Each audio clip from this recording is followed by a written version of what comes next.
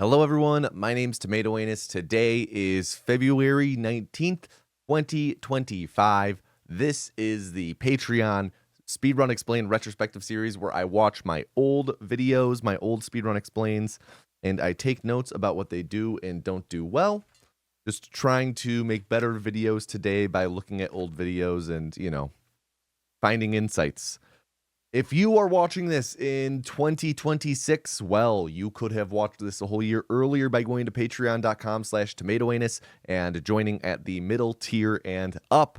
As always, feel free to leave comments. I would love to hear where you agree with me, disagree with me, things I might not have picked up on. Just love hearing your feedback as well. I find it really insightful. I think we've had some interesting discussions about this stuff, and I feel like just in general, this series, I've been doing it, 2 years now? I feel like it's really, really helped me grow just as a creator. And I feel like my videos, I feel like they've been really improving since I started this series. So let's keep at it. And today, what are we watching today? Well, today we are watching the speedrun of SpongeBob SquarePants Battle for Bikini Bottom. Speedrun explained 100%. That's right. This video came out May 15th, 2020. COVID in full swing now. That's just how my mind works. I immediately associate it with that era. This video, thinking back to the creation of it, trying to remember. Honestly, I'm sure, like many of you experienced as well, from February to, I don't know, midsummer of 2020, just a total blur. Just February to late summer, early fall 2020, total blur to me. It all bleeds together. The making of this video, I honestly don't recall too much. This is the first ad read that I did, and this is the second ad read I ever did. This video is the second ad read I ever did. First ad read that ever includes Chicago Guy. This is the origin of Chicago Guy, so it'll be really interesting to see that. Chicago Guy, of course, has an entire ongoing storyline, of course. The way that this has evolved and gotten, I guess, out of hand is hilarious to me.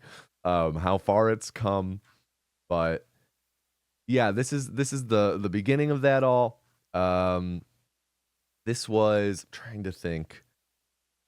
I remember I bought the green screen for this, and I didn't have the space in my apartment then. I was sharing a small 2-bedroom apartment with my best friend, and also staying with us was my partner at the time, because COVID forced, crazy living situations and people having to move out of their school sponsored living spots. And so she was staying with us, and we really didn't have a lot of space. And even at that, even if we had space, there was no space in this apartment for me to set up a green screen with lights, so that it actually looks decent.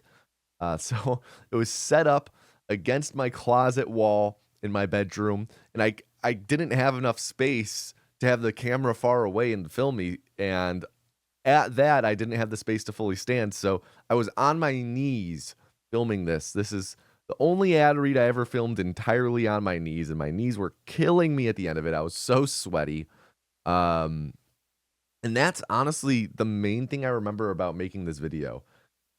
Some things about the video itself, I remember all the pop-ins I was doing. One thing I think I remember was when I reached out to Shift to make this video.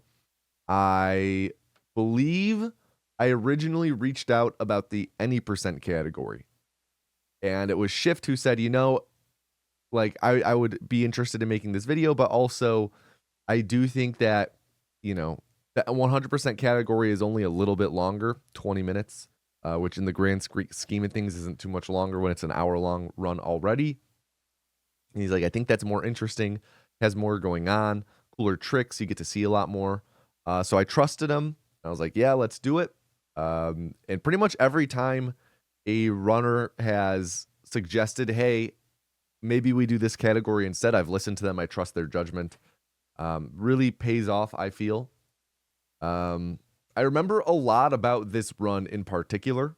I remember a handful of bits from the video. It's just really the behind the scenes on this video. I don't know, one, how I made this video so quickly, because if we look, the Mirror's Edge video was March. So this video made in less than 2 months afterwards, while I was working a full-time job as well. I don't know how this came together so quickly, but this is the first one where I did different fonts. I need to take a tack. You can see I did the SpongeBob font. I always now try and pick a font from the game or whatever for the on-screen stuff. We can see some drop shadow. Nice. And this is kind of the birth of a lot of having a lot of trackers for various things, which I think works really, really well. Of course, in this video, the Mirror's Edge video, we had the mission list tracker. This is the first time that I really started doing additional tracker stuff. Granted, I didn't do that much tracking in the subsequent videos, not until the Stardew Valley video, when we were keeping track of the hearts that we earn with Shane. So I'm really glad. I think that this adds a lot of context for where we are. As for like bits and jokes in the video, I remember the I think it's during like the Robo Sandy fight. It's during one of the Robo fights. I think it's the Robo Sandy fight is when the No Feeling is Final section is. I remember a couple random jokes, like a zoom in on Larry's face. I remember saying that Shift has like 16 perfect games in bowling or something like that, which is just a total lie, total fabrication that I said just because I think it's funny to lie about shit like that that is like so blatantly false. Maybe not blatantly false, because anyone, someone just might take the face value. It's like, why would I assume he's lying about that? But I just like saying absurd shit that's just not true. As I'm sure many of you know by now, a lot of things I find funny are just saying stuff that's just patently false. What else? I remember having a hard time at the opening of this video. This video comes out at a breakneck speed with the tech and whatnot, and I remember having a really hard time trying to get this all to fit, especially because this is a time before pauses, before me slowing down the footage. So I remember really struggling with the opening, getting it all to fit nice and tightly, but I'm pretty sure it turned out pretty solid. What else was there? Yeah, I can't say I remember too much else. I remember a lot of the run itself. I remember a lot of the tricks. I remember a lot of the levels. I remember a lot of what this speedrun looks like, just based solely on my memory from making this video. Can't think of too much else, so why don't we just dive into it? Let me close this tab and get some full screen, move my camera so I'm not as in the way, and let's get started. Hey everyone, my name's Tomato Anus. Also watching on 1.5 times speed, because this is a long video and I don't want to be here talking about this for 3 hours. Hey everyone, my name's Tomato Anus, also known as the One Pump Chump, and this is a segmented 100% speedrun of SpongeBob SquarePants Battle for Bikini Bottom for the original Xbox. This run is performed by Shift, the current world record holder for this category, who also helped me write the script to make sure it's... Sorry, I was taking a sip of tea. Crazy how much the YouTube stuff has changed over the years. It used to be you would do the URL /c/channel name, then they changed it to just /. Now we have the @ for our handle. All as accurate as possible. Crazy. If you would like to watch either this segmented run without commentary or Shift's current 100% world record, there are links in the description below. Also, as I said earlier, this run is done on the Xbox version of the game. There were 3 different releases of this game: the home console version, the PC version, and the Game Boy Advance version. All 3 are different games with different plots and even gameplay styles. This is the home console version, which is a 3D platformer action adventure. If you're unfamiliar with the game and the category, here's a quick rundown of everything you should know going into this run. The general story of the game is that local business owner Sheldon J. Plankton has accidentally set a horde of robots loose upon Bikini Bottom. This is the Mirror's Edge video was the first time I kind of did a plot recap in advance. I think this is nice.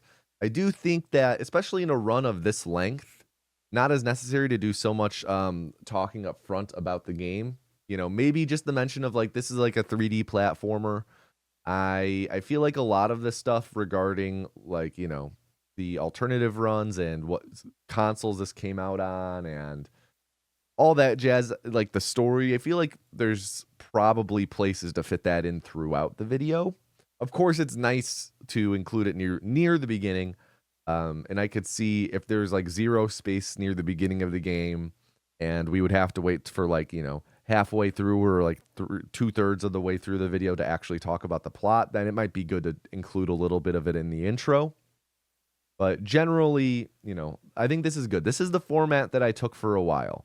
This is a format that I did for, I want to say up until the past couple of years. So we probably have like 2 to 3 dozen videos in this format. We play as SpongeBob SquarePants, Patrick Star, and Sandy Cheeks as we attempt to defeat the robot. I totally forgot. I always talk about the thumbnail. The thumbnail for this video, I mean, it's a classic still from this game. It's when you're in Sandy's dome, and I just think that it's a horrendous face that's really funny, kind of similar to like how the classic SpongeBob's will have like that one, you know, they'll cut to a frame that's like super hyper detailed in that like, you know, grotesque art style.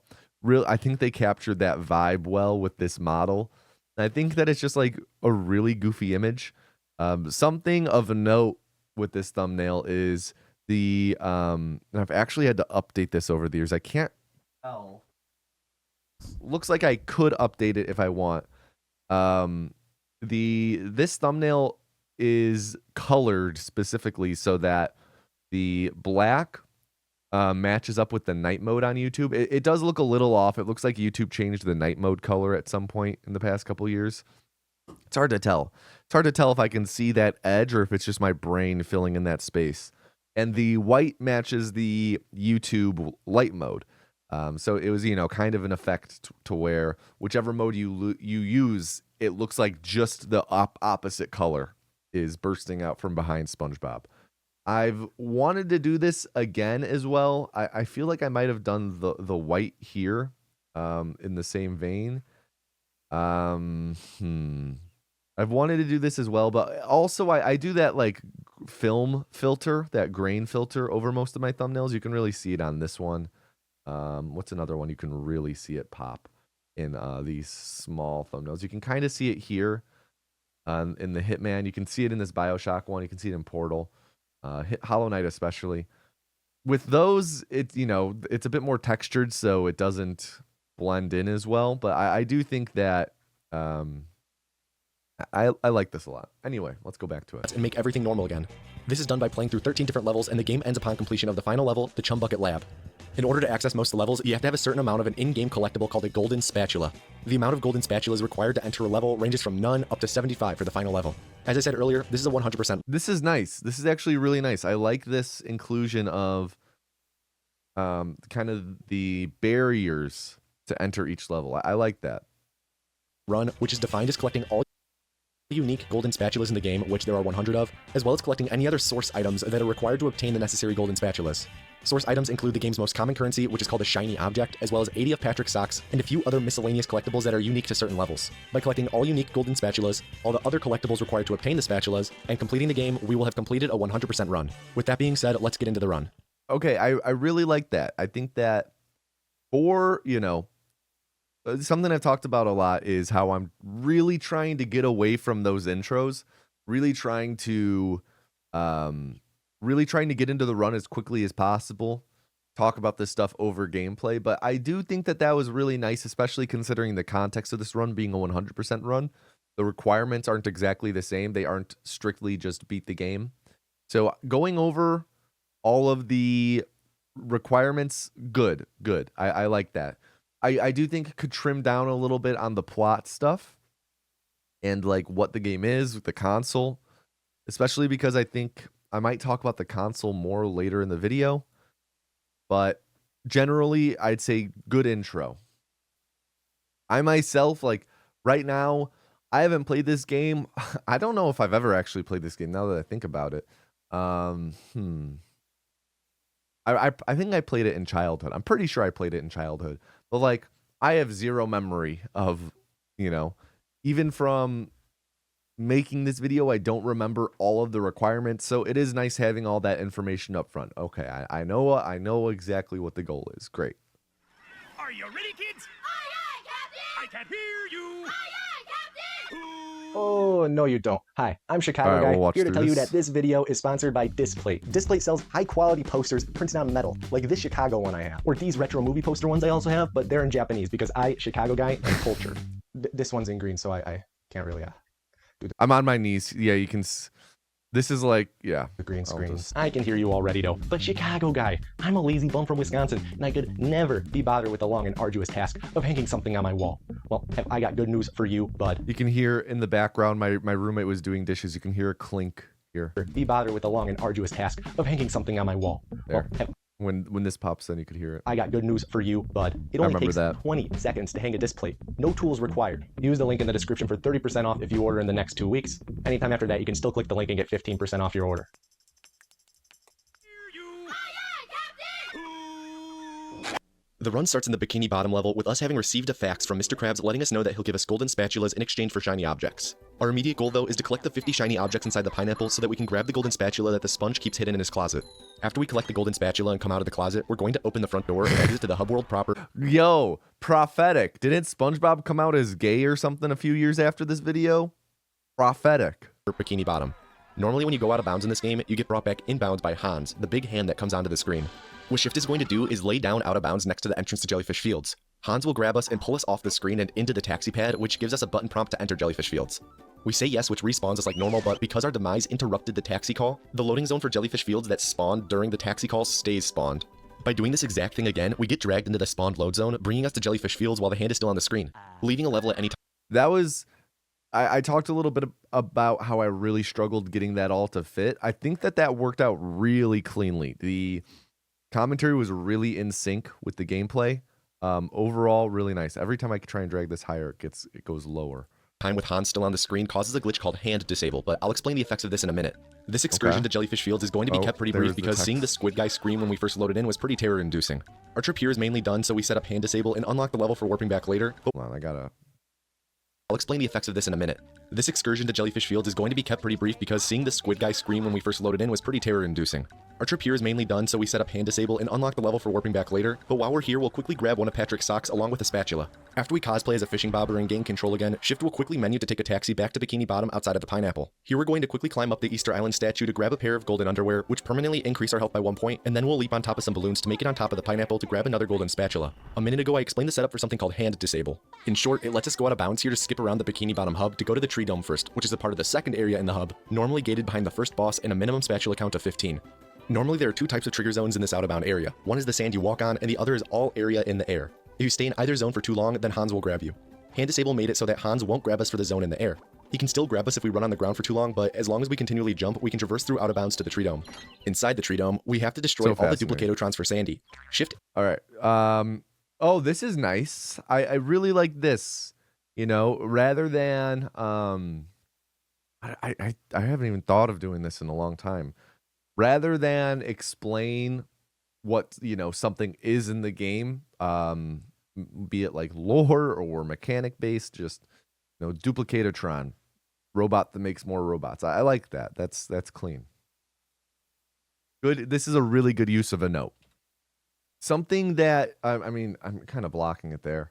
Something I feel like I should be on this note or this webcam position because of the fact that notes are popping in on bottom, which I was about to say I'm not the biggest fan of.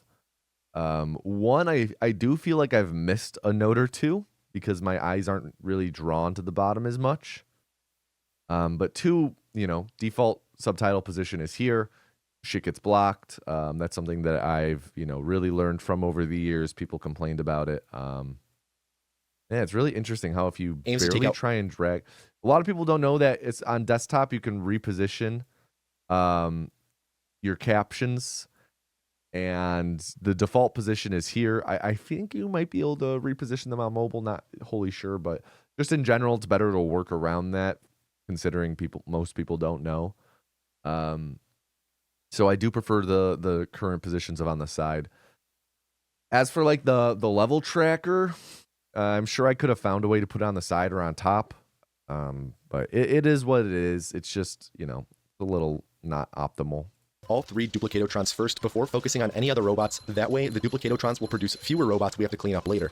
Once we get rid of the Duplicatotrons, we can then sweep back and take care of any remaining robots. When we go to collect the spatula, we're going to perform a skip called Tree Dome Spatula Celebration Skip.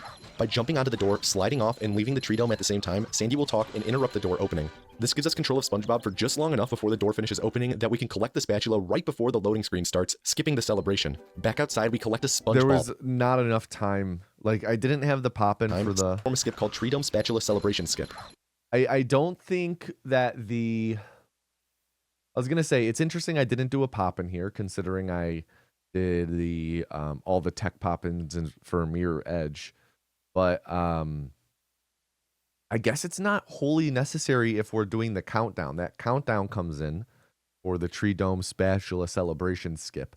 And I think that having that does kind of eliminate the need for having the new skips, Tree Dome Spatula Celebration Skip. It's a little redundant having both. So, just a little minor optimization in having text on screen. The only thing I wish here is that the pop-in for the countdown came in sooner, because I only have 3 seconds, so it's not much time to like read and then prepare. I mean, especially when we're watching on 1.5 times speed, because, then I have 2 seconds to prepare. By jumping onto the door, sliding off, and leaving the tree dome at the same time, Sandy will talk and interrupt the door opening. This gives us control of SpongeBob for just long enough before the door finishes opening that we can collect the spatula right before the loading screen starts, skipping the celebration. Back outside, we collect a sponge ball power-up and continually double jump without walking on the ground. This delays the power-up from starting and lets us climb onto a platform where we unleash the sponge to ramp on top of the chum bucket to grab a spatula. This is called sponge ball storage. After we collect the spatula, we can then make a leap from the roof and enter the building before we would have realistically I feel like explaining a tech and then afterwards saying like, this is called blank. It's fine. It's fine. I think that's okay. I do think that, a lot of it depends on the context. I think that in this case, because the name comes after the performance of it, I think maybe I should have just like, he's gonna do SpongeBall storage, where he jumps repeatedly for SpongeBall storage, which delays the SpongeBall until he like stops jumping. I think just working in the name of a tech instead of working the name of a tech into the explanation, rather than having an entire line or part of the line just saying, this is called this. I think that's better. I think that's a big thing I'm realizing now is you don't need to always sit down and have a line dedicated to saying, or part of the line saying, this is called this. You can just organically call it that, and the tech pop-ins kind of solve and, make the need for that part of the sentence obsolete. Scattered our kneecaps by hitting the ground. Inside the chum bucket, we get ambushed by a TV where the newscaster informs us of robots running amok, which we ignore to leap up and snag a spatula that's floating in the corner. By the way, our jump onto the roof of the chum bucket also put us in the third hub area of the Bikini Bottom, normally gated behind the second boss, and a 40 spatula requirement. So right now, we're pretty much outside the doors of the end of the game with only That feels like I'm burying the lead a little bit. I'm not sure when else I would, bring that up. It does feel like, it does feel a little buried there, but I think that's a suitable place to have that information. It's a pretty major skip, Maybe I would have text pop in and say like, this skip puts us behind the just have a note explaining that. But I don't think it's horrible that it was delayed a little bit like that. Spatulas. Back outside, we talk with Mr. Krabs, which unlocks the ability to warp back to the Krusty Krab later. After our movement gets commandeered by Bubble Buddy, we can then enter SpongeBob's dream, which leads to the first big difficulty spike in the run. This is intended to be the last level in the game aside from the final boss fights, but thanks to sequence breaks, we're here in the first 5 minutes of the run. After sliding on our normally proportioned tongue, Shift jumps onto the ledge of a box where he has only a few frames to jump onto some spikes and then a trampoline, which rockets us onto Squidward's house to snag a spatula. This was the first of 3 major tricks in this visit to the dreams, which is named Super Bounce Skip. From the roof, we drop down and turn Battle for Bikini Bottom into a Christopher Nolan piece by entering Squidward's dream. We won't be See, here for again, like he'll then do super bounce skip by like where he has a few frames to do this, like then just have that tech name pop which rockets us onto Squidward's house to snag a spatula. This was the first of 3 major tricks in this visit to the dreams, which is named Super Bounce Skip. From the roof, we drop down and turn Battle for Bikini Bottom into a Christopher Nolan piece by entering Squidward's dream. We won't be here for long as we're only here to get the warp point for later, because now we're going to perform one of the single hardest pieces of tech in the entire run, a sliding bash. Shift will line himself up in a precise location and direction and then jump as high as he can as an oil bubble gets to him and pops, then slam down to the ground. This damages us and boosts us forward with incredible speed, which we utilize to reach a platform that has a golden spatula on it. This specific use of a sliding bash is referred to as oil skip. Things in the dream segment get a little bit easier from there, with us Christopher Nolaning again by entering Patrick's dream and bullying him into giving us a golden spatula. As you may have already been able to tell, we're going to be entering the dreams of several different characters, but they all count as being part of the SpongeBob's dream level. We then warped to a specific spatula in SpongeBob's dream, which put us right in front of the entrance to Sandy's dream. When we enter the Texas dream, we have control of her and perform another skip called Sandy's Dream Skip. Man, I wasn't kidding with that frickin' Inception joke. After hanging 10 for a moment, we lasso our way over to the big brown nut that Sandy is dreaming of. There we leap up the side of it and jam Sandy's head into the underside of the nut, which hits a checkpoint trigger. We then lasso over to a nearby manure truck that for some reason Sandy is also dreaming of, which we stand on top of to take damage. Once we lose all our health, we respawn at the checkpoint trigger we hit on the big brown nut, which is conveniently where a golden spatula is located. We needed to lose all of our health to respawn because if you remember, we disabled Hans the Hand a little bit ago, so falling out of bounds doesn't respawn us. With that spatula in tote, we're not entirely done with Sandy's dream because there are 2 socks to collect before we leave. In tote? Shift makes like Johnny. Is that in tote? Is that the right? Have something in? I'm googling this right now. In tote? I'm pretty sure it's supposed to be in tow, right? Merriam-Webster's dictionary. Carry by hand. Have something in tow. I mean, I guess in tote is correct, even though that's not the phrase. It's grammatically correct, but it's not the saying. Interesting. Health to respawn because if you remember, we disabled Hans the Hand a little bit ago, so falling out of bounds doesn't respawn us. With that spatula and tote, we're not entirely done with Sandy's dream because there are 2 socks to collect before we leave. While Shift makes like Johnny Utah, I want to take the time to explain a couple things real quick. One is that at the start of the video, I mentioned that we play the game on the original Xbox. This is because the original Xbox has the fastest loads over any other console we can play this game on, including playing the game on the 360 using backwards compatibility. Another thing that's worth mentioning is pivot turning, which is the term used by the community for the fact the sponge has a turn radius, so he pivots around an axis when he changes directions. Now, like here, we're on the original Xbox because of the fastest loads. Good. You know, I think that can remove that part of the intro, make this a little, you know, make this the first mention of it. I think that makes it a little quicker intro. And then, you know, could hear is like, you know, this game was released on PlayStation, Xbox, PC, but we play on Xbox. Just include all of that info here. Don't include a little bit at the start, a little bit here. It is nice to have information early and then pay it off later. But I don't think this is one of those situations. I think this is just a good situation where there's time. Should have just explained it here instead of all in the intro. Over any other console we can play this game on, including playing the game on the 360 using backwards compatibility. Another thing that's worth mentioning is pivot turning, which is the term used by the community for the fact the sponge has a turn radius, so he pivots around an axis when he changes directions. This means that throughout the run, whenever we set up tricks in precise locations, Shift will often jump to turn himself around without losing the specific line he set up, or will spin attack to be able to slightly change positioning without pivoting too much. Back in Bikini Bottom, we immediately enter Squidward's house because Squidward has a golden spatula, but he won't hand it over until we annoy him sufficiently. Man, pivot, the whole turn radius shit just reminds me so much of Dota. That's a big thing in Dota. Is done by jumping at least 10 times inside his house, but Shift goes the extra mile and commits the crime of destruction of private property to also spawn a sock. Shift timed his rampage to destroy the last piece of furniture as he collected the spatula, making the sock spawn animation and spatula get animation play at the same time. After being a nuisance, we head back outside and walk on over to Dirty Dan, who's put a sock out on display for us to take, and we talk to him to be able to warp back to him later. We then head over to the taxi pad to the Goo Lagoon and jump around the back of it to use the taxi, which skips a short cutscene, saving about a second or so, which we'll be doing at taxi pads all throughout the run. In this first trip to the Goo Lagoon, we're going to be performing 3 major tricks. After we cut a corner by going out of bounds and then talk to my boy Larry to get the warp point, we're going to damage boost over to an island where we'll perform the first trick called Early Towers Glide. Shift is going to position himself in a precise spot and then jump towards the goo to damage boost himself back towards the tower. He jumps into the goo to boost himself back to where he was standing, and also to avoid running, which would pivot the sponge and throw off Shift's alignment as I spoke about earlier.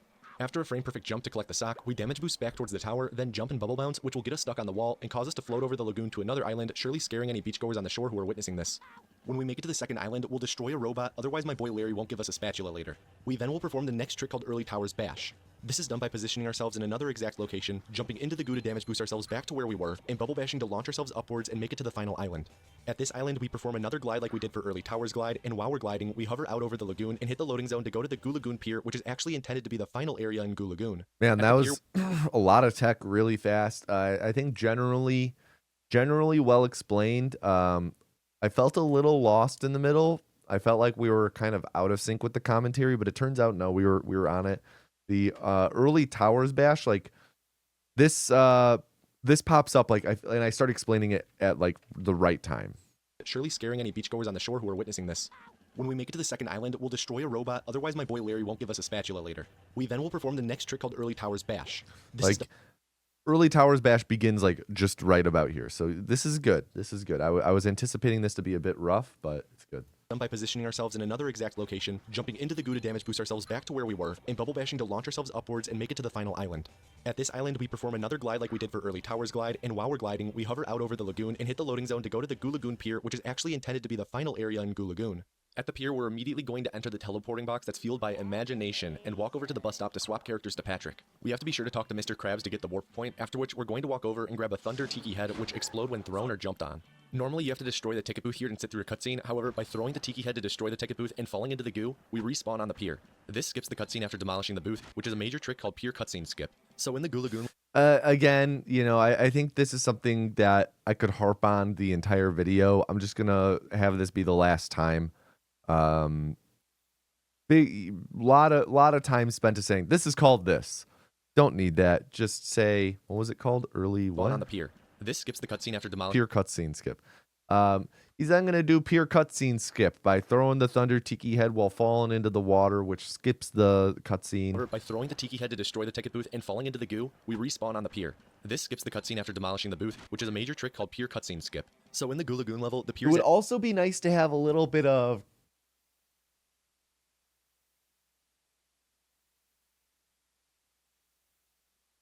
It would also be nice to have a little bit of context as to how major of a time skip that is. I say it's a major time skip, but how much time does it save?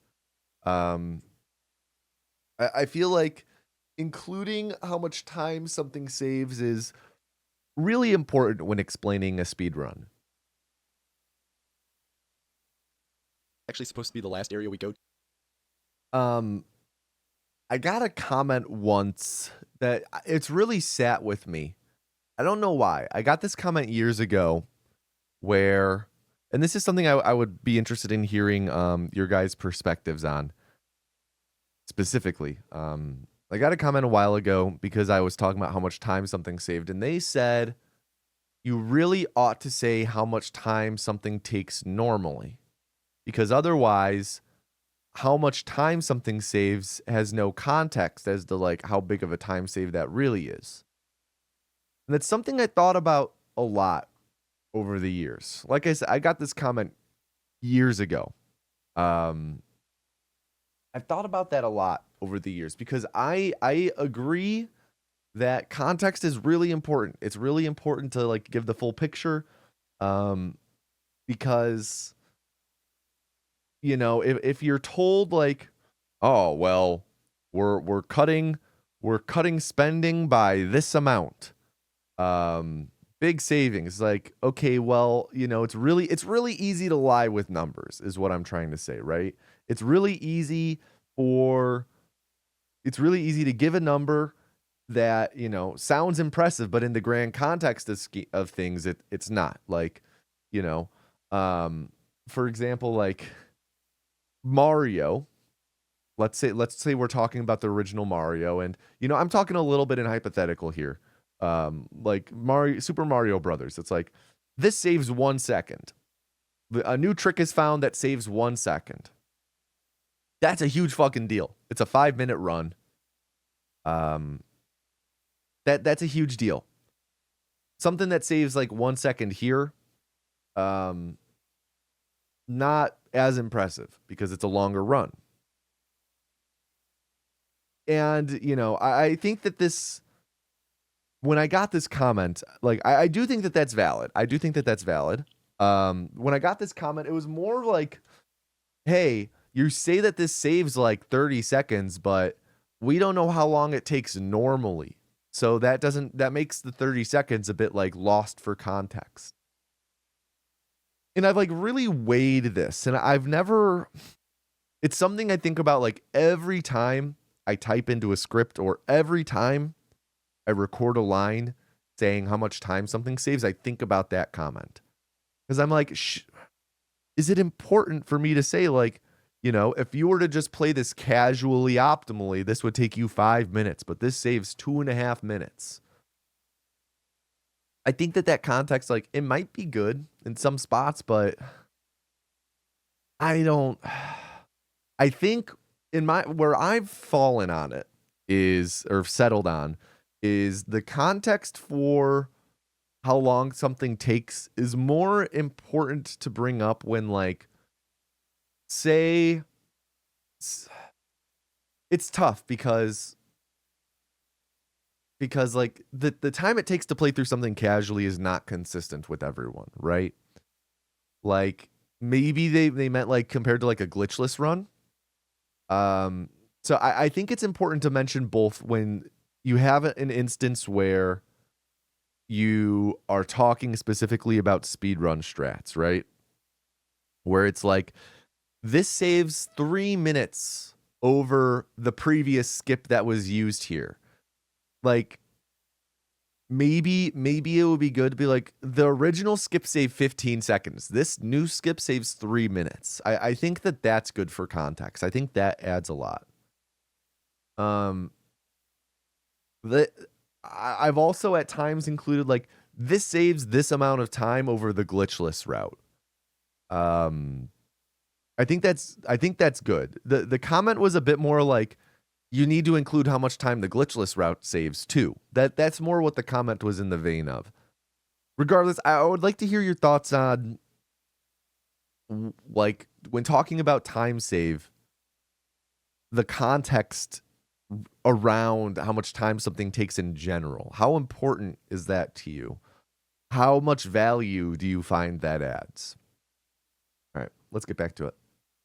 So when we enter the Goo Lagoon Sea Caves here, we're actually entering through the intended exit. This means that upon entering, we can immediately collect the golden spatula that's intended to be collected when you finish the caves. We then have 3 socks to collect in the caves, which we'll do in a pretty direct manner by throwing an item called a Freezy Fruit into the goo to turn it to ice, and then Naruto running to the first 2 socks and then platforming to the third. Now, it's by this point in the run some of you may be asking, why speedrun a SpongeBob game? The answer to that is that a game's subject matter or tone has little to nothing at all to do with First time Tomatoing is spitting bars about why people speedrun. This is, of course, something I talk about a lot, like why speedrun certain games, why do speedruns. I talk a lot about the philosophy of speedrun what you want. Like, if something sounds fun to speedrun, do it. This, I think, is the first and maybe only ever time I've talked about someone maybe questioning, why would someone speedrun a kid's game, or why would someone speedrun that game? Oh, that can't be a good speedrun because it's X, you know? That's a common sentiment with like people who are like less familiar with speedruns, like in regards to this. Why would you speedrun a shitty kids game? It's like, well, just because a game might be, you know, a not great experience casually. And I'm in no way, this is no way a Tomatoiness indictment on the quality of this game. I'm just like saying it as an example. This is what a lot of people say. The quality of a game as a casual game has no bearing on its quality as a, for the most part, has no bearing on the quality of it as a speedrun, because, you know, sometimes it might be really unfun casually, but there could be really interesting speed tech, and you know, the game might have like a lot going on under the surface that you can abuse. I say for the most part because, like, yeah, I could make the shittiest game ever that's just miserable to play, and you know, because it's just miserable to play in general, like, it might be shitty to speedrun. Like, you know, but this is cool to see as like the first time me really talking about this. Especially doing this now as I'm transitioning from my Dark Souls All Bosses video on the production side into my Roller Coaster Tycoon 2 video. Because I think that the Roller Coaster Tycoon 2 video is going to have some discussions akin to this. More akin to this, less akin to, I don't know, maybe it's probably going to be somewhere in the middle of this and the stuff I was just talking about, speedrun what's fun for you. I don't know yet. I think I'm going to kind of find like that thesis to it while writing the video. But this is really interesting to hear. Asking why speedrun a SpongeBob game? The answer to that is that a game's subject matter or tone has little to nothing at all to do with its quality as a speedrun.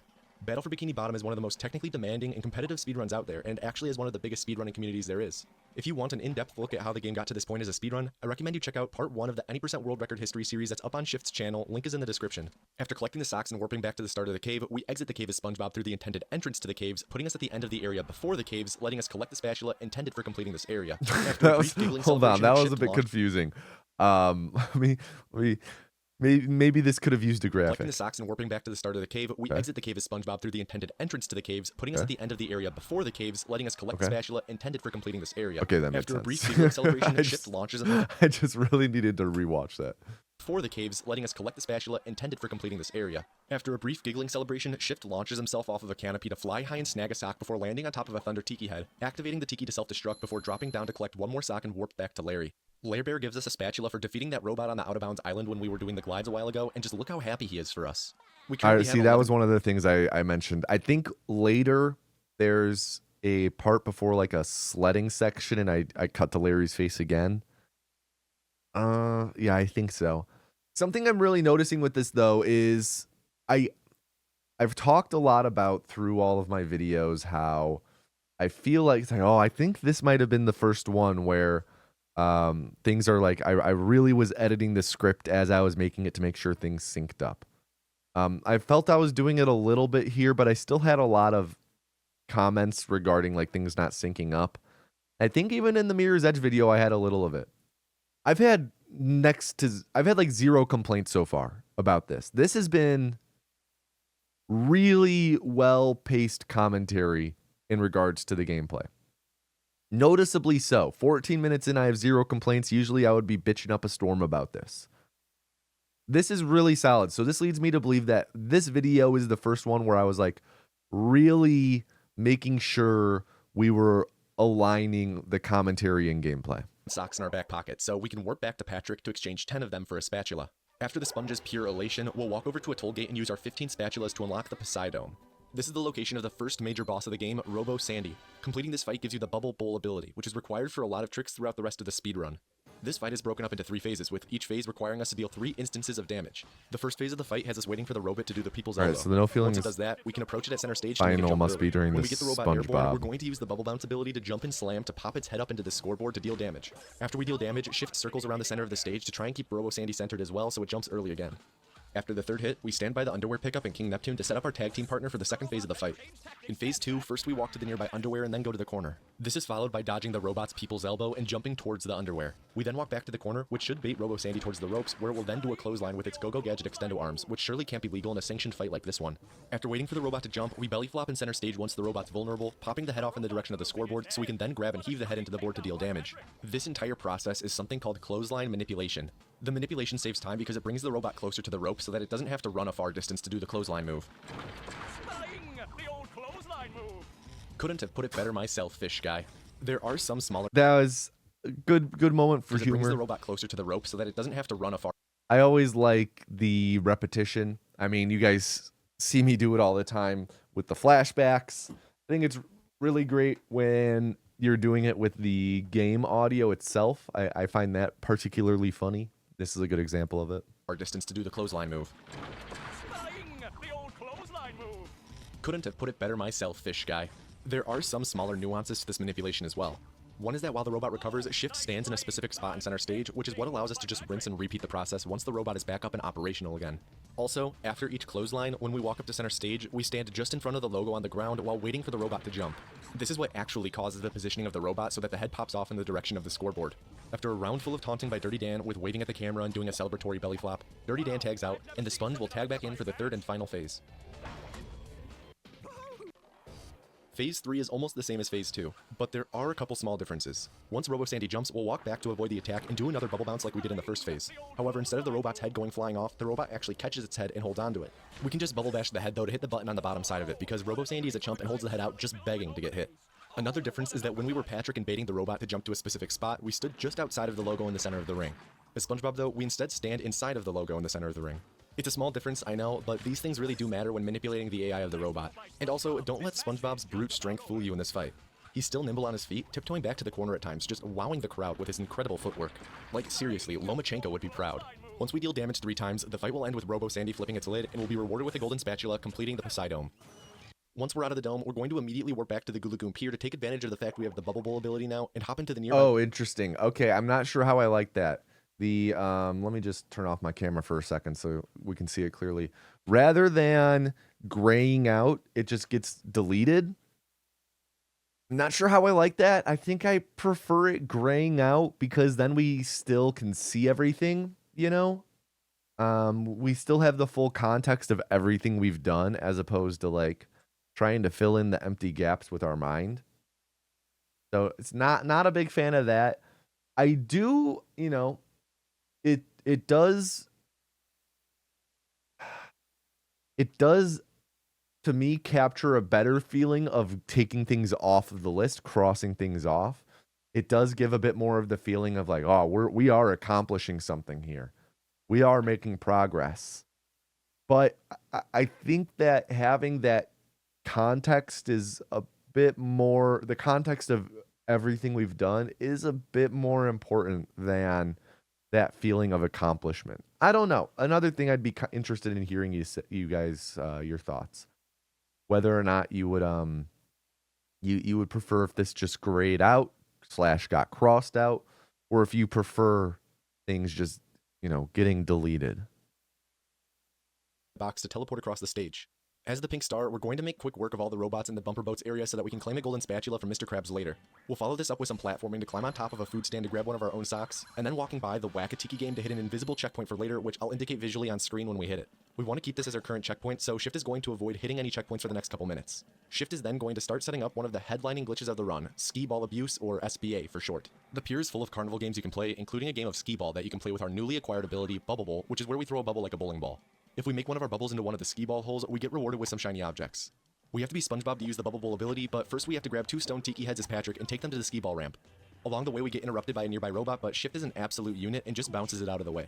Once we get both tiki heads near the ramp, Shift will throw them with great precision to get them into the center hole. The first throw is more precise than the second because it not only has to go in the center hole, but it has to get caught on the hole and float above the ground. The second throw is much easier because it will auto-target to the top of the first tiki head. Shift will then use the nearby bus stop to swap over to SpongeBob. As the sponge, Shift is going to climb onto the machine, which normally you can't do, but we can because we disabled Hans. While standing right on the ledge of the ring below the hole, Shift will use Bubble Bowl to throw a bubble into the hole. When Shift throws the bubble, it'll get stuck so perfectly that we continually hit the bullseye and rake in the shiny objects. We'll use this to get enough shiny objects to last us the rest of the speedrun as we purchase things like spatulas for Mr. Krabs and open some areas of levels. This glitch, which again is called SBA, will continue on if we walk away, so we can use this time to explore the level and complete some other objectives because we have a short laundry list tonight. This is a crazy glitch. Skee Ball Abuse is absurd. I remember when it was discovered. I think it wasn't long before I made this video, actually. I want to say within the year before I made this. I remember this being a big deal when this was found and watching some streams of people like really trying to dial it in how to do it. Knockout. The first thing that we're going to do is make like Chaz Michaels and skate on this slippery platform where Shift will destroy a Duplicatotron to get a sock. And yeah, that obnoxious sound in the background is SBA. Blessing and a curse, I guess. Just be thankful that I was able to turn the volume of it way down in post. Next, Shift has to act like Joseph Gordon-Levitt to walk along some banners in order to climb up a tower. The point of interest at the top of this tower is a fishing hook that we're going to use to bungee jump. Or I guess this game's version of bungee jumping, which seems more like a punishment for SpongeBob. Man, this video has some freaking out there references like Lomachenko. I mean, I feel like this video more than any, you got to have up another tab Googling half of these. The movie The Walk, starring Joseph Gordon-Levitt.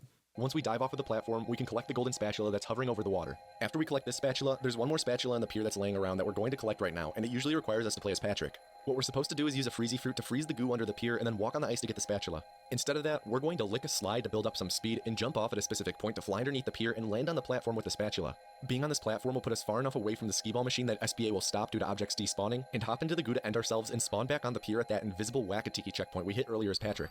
Respawning stops SBA as a whole, even if we get back into range of it. Sponges are bottom feeders though, so once we spawn, we're going to immediately go back underneath the pier. There we'll destroy 16 tiki heads that are part of the Wakatiki game, which will reward us with a sock, which is a fair compromise for us just vanishing from existence in the goo when the camera pans back to us. Once we collect the sock, we'll immediately warp back to Mr. Krabs to claim our spatula for clearing out the bumper boats area earlier. Oh boy, oh boy, oh boy. Shift is then going to warp back to Sandy's dream inside of SpongeBob's dream. Here, we'll immediately leap into a box to teleport across the stage and then make things totally tubular by riding our shell across the level to go to the little Alamo. As we surf along, Shift will jump to cut corners as much as possible. I don't even remember, but I just know there's a Basement of the Alamo reference coming up. I just know it. I just know it. Knowing my brain, I can't have there be an opportunity to talk about the Alamo and not bring up the Basement of the Alamo. For those unaware, the movie Pee-wee's Big Adventure has him looking for his bike after being told it's in the basement of the Alamo, which does not exist. It's like a top 10 movie for me, one of my all-time favorites. And I don't remember if I did. I'm not saying this, I just knowing me, there's going to be a Basement of the Alamo joke coming up. Possible to save small bits of a second here and there. When we arrive at the little Alamo, we're going to speak with the little local business owner, after speaking to whom we'll spend 2,800 shiny objects to open up a pathway composed of a bunch of techs and doorknobs. Shift will then Spider-Man his way on over to a big Alamo, utilizing a damage boost along the way to speed up his swinging. This skips one prolonged part where we'd have to use our lasso as helicopter blades. We still have to helicopter at the end though to reach the floating Alamo Island. There, we're going to skate around on the grounds of a former BP worksite, destroying all the robots that are here. When moseying about this area, Shift will be jumping on top of the Thunder Tikis to ignite them and clear out any robots near him without having to focus on them. Once Shift clears out the final robot, the golden spatula will appear out of nowhere, but rumor has it that it was stashed away in the basement of the Alamo. Amount of Tikis to destroy, but the third has a few I extra skipped that so requires far forward on accident. Fucking called it. Clears out the final robot, the golden spatula will appear out of nowhere, but rumor has it that it was stashed away in the basement of the Alamo. There you go. There you have it. This is a pretty dumb rumor though, because everyone knows that there is no basement at the Alamo. There we go. After grabbing the spatula, we're going to quickly helicopter to behind the Alamo and grab one of Patrick's socks, and honestly, I'm really starting to wonder just how he scattered his socks to such extreme places. We're then going to go back to SpongeBob's dream proper, where we're going to damage this video. This video is a lot of jokes, constantly calling things by other things, constantly, just rather than like skating on the oil spill, calling it like skating on the former BP worksite. Constantly referring to people by different names, like Plankton is the little local business owner. Lot of jokes, lot of references. I really like it. This is like, I feel like something I've talked about this before, something I kind of like lost the lead on. I've felt like for a bit I was focusing a lot more on the tech, as opposed to like kind of like obfuscating the explanations in a way, which I do kind of enjoy. I think it adds to the personality of it, where I'm just like, what? To half of the shit I'm saying. So I do like it. There's a lot of personality in this video. To grab another spatula, using the bubble bowl ability to move ourselves onto a spike. All the spikes on the boxes have individual hitboxes, and we have to damage boost off of a specific one to launch up to the platform to grab the spatula. We only had 1/60th of a second to input the jump after taking damage. At the very beginning of the game, we received a fax from Mr. Krabs saying he would give us golden spatulas in exchange for shiny objects, which will now do a total of 8 times to spend the majority of our shiny objects. If you listen closely, you can tell that the voice actor for Mr. Krabs in the game is different than the voice actor for Mr. Krabs in the show. Anyways, here's 3 quick facts about the run and some movement fundamentals that are utilized. A super basic one, but the longer you hold down the jump button, the higher you jump. This is fairly common in platformers, but it bears mentioning that it exists in this game too. Second is that you're able to jump for up to 15 frames after you walk off of a ledge. This is referred to by the community as coyote jumping, and it lets you increase the distance you jump off of a platform by walking a bit farther before you jump, and was actually also a part of the Sekiro run we covered a few months ago. Lastly is spin stalling, where if you spin attack while you're in air, it will slightly extend your jump by temporarily stalling your descent. Utilizing these This is a lot. This is a lot of information I'm doling out right now. This is impossible to keep track of, especially with the repeated sound effects, especially because I said keep a listen out for the imitation crab voice. All of that. This 100% needed pop-ins. 100%. I'm not sure I've encountered something in a video I've done so far where something needed a pop-in more than this. Since you jump the jump button, the higher you jump. This is fairly common in platformers, but it bears mentioning that it exists in this game too. Second is that you're able to jump for up to 15 frames after you walk off of a ledge. This is referred to by the community as coyote jumping, and it lets you increase the distance you jump off of a platform by walking a bit farther before you jump, and was actually also a part of the Sekiro run we covered a few months ago. Lastly is spin stalling, where if you spin attack while you're in air, it will slightly extend your jump by temporarily stalling your descent. Utilizing these three mechanics as well as some others to extend your jumps and span gaps is usually called jump spacing. Once we finish buying all the spatulas from Imposter Crabs, we hit a button to spawn a bunch of boxes that we're supposed to climb on. We're instead going to head over to a nearby fountain and double jump to get on top of it, smacking it with our attack on the way up to spawn a sock. For the floating boxes, we largely skip them by just jumping onto the lip of one of them and then using the bubble bounce ability to keep our footing and leap up to a higher one. From this one, we're able to easily reach the top of a building that has a spatula on it. We follow this up with a textbook example of jump spacing to land on the nearby taxi pad to take us to Sand Mountain. Whoa. A higher one. From this one, we're able to easily reach the top of a building that has a spatula on it. We follow this up with a textbook example of jump spacing to land on the nearby taxi pad to take us to Sand Mountain. This is an interesting concept. I ran through the few pieces of tech. Then, as they are chained together here, I have them pop in as they are done. On it. We follow this up with a text. Let's do this at normal speed real quick. Book example of jump spacing to land on the nearby taxi pad to take us to Sand Mountain. Like, I think that's really interesting. I actually really like that. I really like it in concept, I should say. The execution is a bit clunky. One, because we really needed those pop-ins to really hammer home the things I was talking about. Because hearing all of those things that I explained during the Mr. Krabs portion, then, you know, kind of getting lost in the sauce at the moment of like all of that shit getting explained. And then having, you know, stuff happen between then and now. There's like almost no warning. Hey, we're going to chain together all of those things. I mean, I guess so. Textbook example of jump spacing. You know. For the floating boxes, we largely buying all the spatulas from Imposter to the lip of one of them. And then I guess, but it would have been really nice to have those pop-ins, as I explained, the full hops and the coyote jumping and the spin stalling. Would have been really nice to have those pop-ins. And then maybe there's some really interesting ways I feel like I could implement that. Maybe having the words all pop in, like he's going to do a sequence of the things that I just talked about while he was with Mr. Krab. He's going to implement those pieces of tech in this order. Maybe have them pop in, but have them be grayed out. So we can see the full sequence, and as he does them, maybe have them color in, have like, you know, have the color appear when each one is done. Would, you know, almost like you see the button sequence on screen, like for like a, I don't know, like a cheat code, or like you're playing a game. I can think of games I know in my head, like, you know, like Tony Hawk or something, like, where you have the tricks you got to do on screen, and as you do them, they're checked off in a way, but instead of checking off, they're filled in. Maybe something like that. That's actually a really interesting idea. I really like that.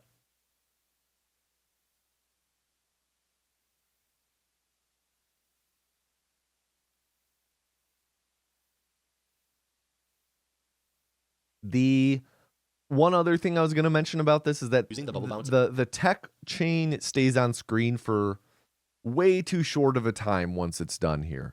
This needs to be on screen for more than, and again, I'm watching on 1.5 speed. So like, you know, if it's up for like 2 seconds, it needs to be up for, it's going to be on screen for like what, 1 1/3 second right here. It's got to be a bit longer than that. We got to sit with it for just a second. Ability to keep our footing and leap up to a higher one. I mean, you know, that was a figure of speech. More than, it's got to sit on screen for a moment. From this one, we're able to easily reach the top of a building that has a spatula on it. We follow this up with a textbook example of jump spacing to land on the nearby taxi pad to take us to Sand Mountain. Really like that, though. Really like that. To start Sand Mountain, SpongeBob tells Squidward he needs to borrow his toothbrush again. Yes, really. And we're off to grab our first sock of the level by mercilessly destroying a finely constructed a sand man. So, Sand Mountain is structured a bit differently than other levels. Pretty much, there are 3 different mountains for us to snowboard down, if snowboarding is even the right word for it. Whatever you want to call it, it does sound like SpongeBob is really enjoying licking this much sand. You've just met the Sponginator. Anyways, at each of the 3 mountains, there's a time trial, and if you beat the goal time, then you get a golden spatula. On this mountain track, the Guppy Mound, there are several socks to collect, and right here, Shift does a skip by jumping through several rocks. This skip is only possible due to the fact that we disabled Hans the Hand near the beginning of the run by way of the hand disable glitch. If we hadn't done the hand disable glitch, then we'd be yoinked out of the air and brought back to the track by Hans himself. Also, whenever we need to begin a slide, like at the top of the track or after collecting the final sock, Shift uses Bubble Bowl as soon as he steps onto the track. You'll see that right here after we collect Just this like sock. commenting on this speedrun aside, like, man, that glitch, the hand disabled, that shit, it's nice that you can set it up right at the beginning and take advantage of it for the entirety of the run. It reminds me a bit of, I've covered a few runs like this where we do a glitch that, like, for example, gives invincibility. And you just have invincibility like the entire run then. Really, really cool. The reason for this is that sliding in the Bubble Bowl animation accelerates the sponge faster than the normal sliding animation. Once we reach the bottom of the Guppy Mound, we'll then be in a combat arena that we need to clear to get another golden spatula. Clearing the area consists of destroying both Duplicatotrons and hitting the buttons behind them to destroy a nearby fence with a sand ball. With the fence destroyed, we can collect the golden spatula and then use our imagination, again, to use a box to warp back to the top of the mountain. There we'll speak with Mrs. Puff, who will give us a golden spatula for beating her elite time on the Guppy Mound. She's MLG, man. She's an MLG For gamer. now, we're done with Sand It Mountain, was so an we're gonna elite hop back time. to Bikini Bottom near Imposter Crabs and enter Shady Shoals Rest Home, where Mermaid Man and Barnacle Boy reside. Inside, You know, we're going to it hit would be a little nice to have a bit more context for the route. Like, you know, maybe it's something I'm missing now, but it would have at least, you know, I have this question now. I made this video and I have this question. Why aren't we doing all of Sand Mountain now? Is it because we need more shiny objects? I don't know. It would have been nice to have a little more context as to the reasoning for why we're jumping around to each specific level when we're jumping to it throughout the whole run. I think that's something that's missing for me. Is just a little more context regarding the route.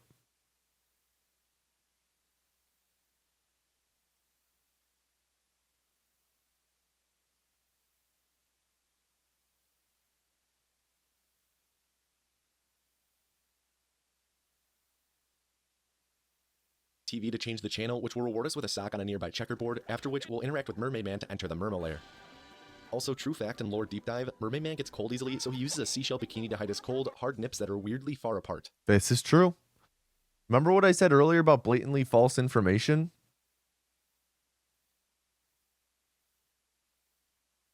Anyway, that's canon. In the Merma That's lair, true. That they say that in the show like 50 times in one episode. We're going to be performing a few big skips. First though, we're going to be entering a cutscene in a moment, so as we enter it, Shift is going to use the Bubble Bowl ability, since it has forward movement to it, letting us move a bit farther forward even when we aren't in control. Shift will That was a good note. That was a good note. Yeah, the note does beat the commentary to the punch as to why it's being done. Bubble Bowl to move slightly forward in 5, and this pops in well before I say that he's doing it. But it seems like I understood, like, hey, we should have that pop in, but it's nice to have the full context for that pop in. We need that pop in earlier, I should say. It doesn't matter that it kind of spoils the line. I think that's good. going to use the Bubble Bowl ability, since it has forward movement to it, letting us move a bit farther forward even when we In aren't fact, in I control. think it makes Shift it will then more perform clear. something called Lobby Skip. This skips most of the lobby area by doing 2 full jumps to grab the ledge of a nearby platform in a specific spot, which lets us grab the golden spatula here a lot earlier than intended. After this, Shift is going to interact with a toll gate to enter a new area, using the Bubble Bowl ability again to move us forward faster for a moment. This brings us to the Mermalair main chamber, which doesn't really have the most efficiently designed layout for a workspace. By the way, you can also use the Bubble Bowl animation to boost yourself off a I platform actually like here, which is something have called a bowl boosting. very, it's funny how my mind goes to there. I have a very similar joke in my Dark Souls All Bosses video that's coming out where I make a comment. We go out of bounds at one point and I'm like, man, Seath really skimped on the construction costs. This place has no foundation to it. Space. Kind of similar By the way, in you can also use the Bubble Bowl vibe. animation to boost yourself off of platforms like here, which is something called bowl boosting. After damage boosting and bubble bashing to grab a sock, we'll then use a bus stop to switch from the sponge to Dirty Dan. In this next part, Mermaid Man's TV something is I broken, so noticed on the last pop-in. Okay, so grab a sock. notice animation to this boost is just yourself like off of me platforms like being here, picky with editing. These are things that I notice. which is something called bowl boosting. After damage boosting and bubble bashing to Tracker grab a sock, pops we'll then use a in, bus stop to switch from the sponge bounces to Dirty out Dan. to going In this- down. All right, now let me go back. I think it's this one. Maybe it was. In the Mermalair, Coulda we're going to be performing sworn. a few big skips. First, though, we're going to be entering a cutscene in a moment, so Could have as we enter, sworn, Shift is unless going to I'm use the just bubble hole tripping. ability, since it has forward movement to it, letting us move a bit farther forward. One even of when we aren't in these control. Shift will then perform something called lobby just skip. This skips most disappeared. of the lobby area by doing 2 full jumps to grab the ledge of a nearby platform in a specific spot, which lets us grab the golden Let me spatula see, here was a it lot here? earlier than intended. After this, Shift is going to interact with a toll gate to enter a new area using the bubble. Yeah. Just a small editing error here. When I sit down to release a video, I mean, before I sit down to release a video, I do a proof watch myself, where like I pretty much sit here and I just look for stuff like this. Just a little behind the scenes stuff. Like I just sit here and I look and I look and I look for editing mistakes. That's mostly what I do. Of course, I'm like watching it for the content and like, you know, ooh, the commentary, I don't think that really turned out too good. Let me clean that up. Let me edit that a bit. But usually I'm sitting here like looking for moments where like, oh, I forgot the drop shadow, that transition isn't right, all that stuff. I used to not proof watch my videos, which is wildly irresponsible, I feel. Not that there's nothing wrong with not proof watching your videos, but if like, you know, if you want to make videos on YouTube, if you want to be a content creator, like my biggest word of advice I can give is give your videos a proof watch. Like you render it and then you upload it to YouTube unlisted and then you give it a proof watch. Don't proof watch it just the local file, because the video will appear differently between the local file and when it's uploaded on YouTube, just because of like YouTube's like bit rate, or I don't know the technical part of it that causes it, but like some things will not come across the same in post uploading YouTube as it does like with the local file. So it's important for that, of course. Watch it on YouTube for that reason. Watch it as everyone else will be watching it. That was a lesson I learned with my Control All Bosses video, because I did a lot of work with that video, really honing in my VHS effect that I use for pause sections and now for slow-mo as well. And I was really working around with the noise that's on screen during those parts, and I found that certain noise values just like get completely wiped out by YouTube. Like practically there's nothing there. It's almost like a static image. So always do that. But really, it's super important. Always give it a proof watch, because it's so common that like I would upload something and find a mistake after. And I think a lot of people feel that way. They catch mistakes afterwards. And I don't know. It's one of those things where like maybe this is just me. I'm someone who like, if I'm watching a YouTube video, and like there's a transition and there's just like a flash of like something for like a frame or two, I'm able to like see that, and I like pause, let me see what that was. Let me see. He's like, ooh, kind of a sloppy edit there. Or like, you know, maybe they don't care. But like to me, it's like, ooh, you know, I would have personally edited it to not have that flash there of like, you know, say like you're watching a video where they're talking about a movie, and they're going to cut from like footage from the movie to like footage of them talking, and like it's like footage from the movie, and then there's like a camera change in the footage from the movie, and that camera change, that new shot that they show, is only on screen for like 2 frames before it cuts to them. Like we're getting like flash banged for 2 frames by like something else, stuff like that. Like I'm always, whenever I'm watching YouTube and I see something like that, I catch it, and I'm out of curiosity, I look to see what it is most of the time. And I know like if I do that, even if I was doing that back before I was like really taking YouTube seriously, like I have memories of me being in my office as an engineer, having videos up on a second monitor, just watching shit like out of the corner of my eye while I did AutoCAD designing landfills, and like I would like see a flash. I'm like, oh, let me see what they did. Let me go back frame by frame. I'm like, if I'm doing that like almost absent-mindedly, I know other people likely are as well. So I don't know. Everyone's standards are different. I'm not saying to like give it a proof watch to make sure you don't have any minor editing mistakes, because like it's a minor editing mistake. I guarantee I did not get one comment on that. I guarantee I did not get one comment on it. Oh, dude, at 2820, your thing, it didn't do the animation down. Wow, washed. No one left the comment like that, because I know no one left the comment like that because otherwise I would have known that that was there because I would have lost sleep over it. That's the type of person I am. I would have lost fucking sleep over it. I'm like a perfectionist with some things like this. And I'm sure there are other editing mistakes that have slipped through. I do know this is before I really started proof watching my videos. But yeah, when I proof watch my videos, this is all to say, like when I proof watch my videos, I'll have a list of like 30 of those changes. You know, little editing mistakes happen all the time. With my Dark Souls video that I keep bringing up just because it's fresh on my mind. I had 30 changes where like half of them amounted to like, hey, the capitalization in this note is a bit inconsistent. The font I used in the videos, if you want like a specific example, the font I used in the video doesn't really look that great when you capitalize words because it's all uppercase font and the sizing is just kind of weird. It doesn't look great. And I'm like, it just looks better if it's all lowercase, which in that sense means all small uppercase. It just looks better. And I was like, a lot of my notes, like before I had made that decision to do the all uppercase, I had like edited probably a third of my video, like with some having uppercase, some not. So like a bunch of my notes were just like making the video, the things consistent throughout. Again, that's just a me thing. No one else is really going to notice, but it's just, you know, my standards, with like, you know, that was like hammered into me with, my schooling. You got to have that consistency in your reports and stuff like that. But yeah, just, I don't know. I hope you enjoyed this little tangent anecdote that doesn't really have much with the subject matter of this video, but just something that was on my mind. Just a little peek behind the curtain. Ability again to move us forward faster for a moment. This brings us to the Murmulaire And main like chamber, the which fact doesn't that I really was have the able, most like, I think that just speaks to like how into this I am and like noticing these editing mistakes, how I keep an eye out for it. I'm watching this on 1.5 times speed while looking out for like stuff in the commentary. I'm not watching this right now looking for editing mistakes. Right now I'm watching with an eye out for, you know, what did this video actually do wrong? I'm not going to make a note like, oh, do better proof watch. That's not a constructive note. But like I still noticed it while I'm watching on 1.5 speed and focusing on different things. It's just how my brain works. Here a lot earlier than intended. After this, Shift is going to interact with a toll gate to enter a new area using the Bubble Bowl ability again to move us forward faster for a moment. This brings us to the Murmulaire main chamber, which doesn't really have the most efficiently designed layout for a workspace.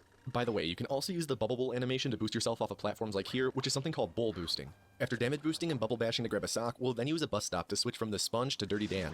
In this next part, Mermaid Man's TV is broken, so we're going to fix it for him. The way we do this is by activating 3 nearby funnel machines with watermelons. Common sense stuff, really. This segment is actually pretty realistic, where a strange-looking repairman comes into your home and does some really weird things that you don't quite understand, and in the end they make a mess. The only inaccuracies here compared to my real-life experience is that the repairman in this game is wearing his pants too high on his waist. While we have a moment, if you played this game before, you may be curious how Shift and other speedrunners are able to menu so quickly. Normally you just use the left analog stick to move up and down in the menu when selecting spatulas, but it turns out though that the right analog stick can also be used to move around in the menu. By pressing both sticks in an alternating fashion, you can menu twice as quickly. After spending some shiny That's objects on the clam, fascinating. which is one of Patrick's favorite pastimes, we collect the spatula, and then That's launch a ourselves good on the joke. seesaw springboard we just unlocked via the clam. This is going to bring us to Barnacle Boy, who has a task for us where we have to activate all the cylinders to generate some power. Patrick, the a task little is a pretty perv. simple one compared to the others as we just go around in a circle, body slamming all the switches in order, which gives us a bit of time to explain something else real quick. So whenever we collect a spatula, we have to be sure to not double jump and land on top of the spatula because it'll delay the animation of collecting the spatula. This is similar to the trick we did earlier called SpongeBob storage, where double jumping delayed the animation of the power-up. Also, bubble bowling into a spatula loses time Okay, as well. I like this. I like this in concept. This is actually really similar to what I've been doing lately with my flashbacks. I'm not doing the flashbacks as often where I make a big deal out of it. Remember X minutes, Y seconds ago? I still do that occasionally. Again, I have one of those in my Dark Souls video, but I do have other moments where I'm like bringing up stuff from earlier in the run and I'm showing footage. So I really like this in concept. It's something that I've brought back. I didn't realize that I did it this early. I don't like how I overlaid the footage here though. I really, really don't like that. I think that it's really noisy To the run, visually. It's not double jump and land on top of the spatula because it'll delay the animation of It's- collecting the spatula. This is similar to the trick we did earlier called SpongeBob It's just- storage, where double jumping delayed the animation. it's just a lot. It's a lot going on because, like, you know, with the opacity, we have 2 layers of footage overlapping. We have the sound from the first thing. I think it's a lot better if we just, like, you know, the flash of white, the fade into white, and then this footage, and then fade back in. Maybe like a little overlay with to designate it's a flashback with some time with how long ago it was. But I really interest. I like this. This is a good concept in bringing this back.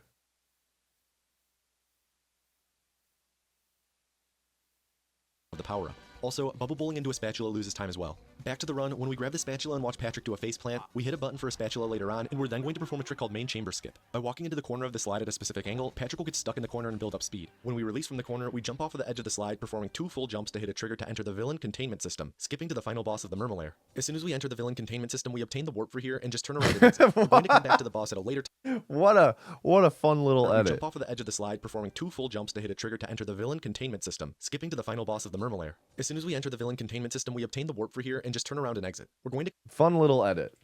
I like that. I'm gonna make a note. Fun little edit, just zooming in on shit for comedic effect at times.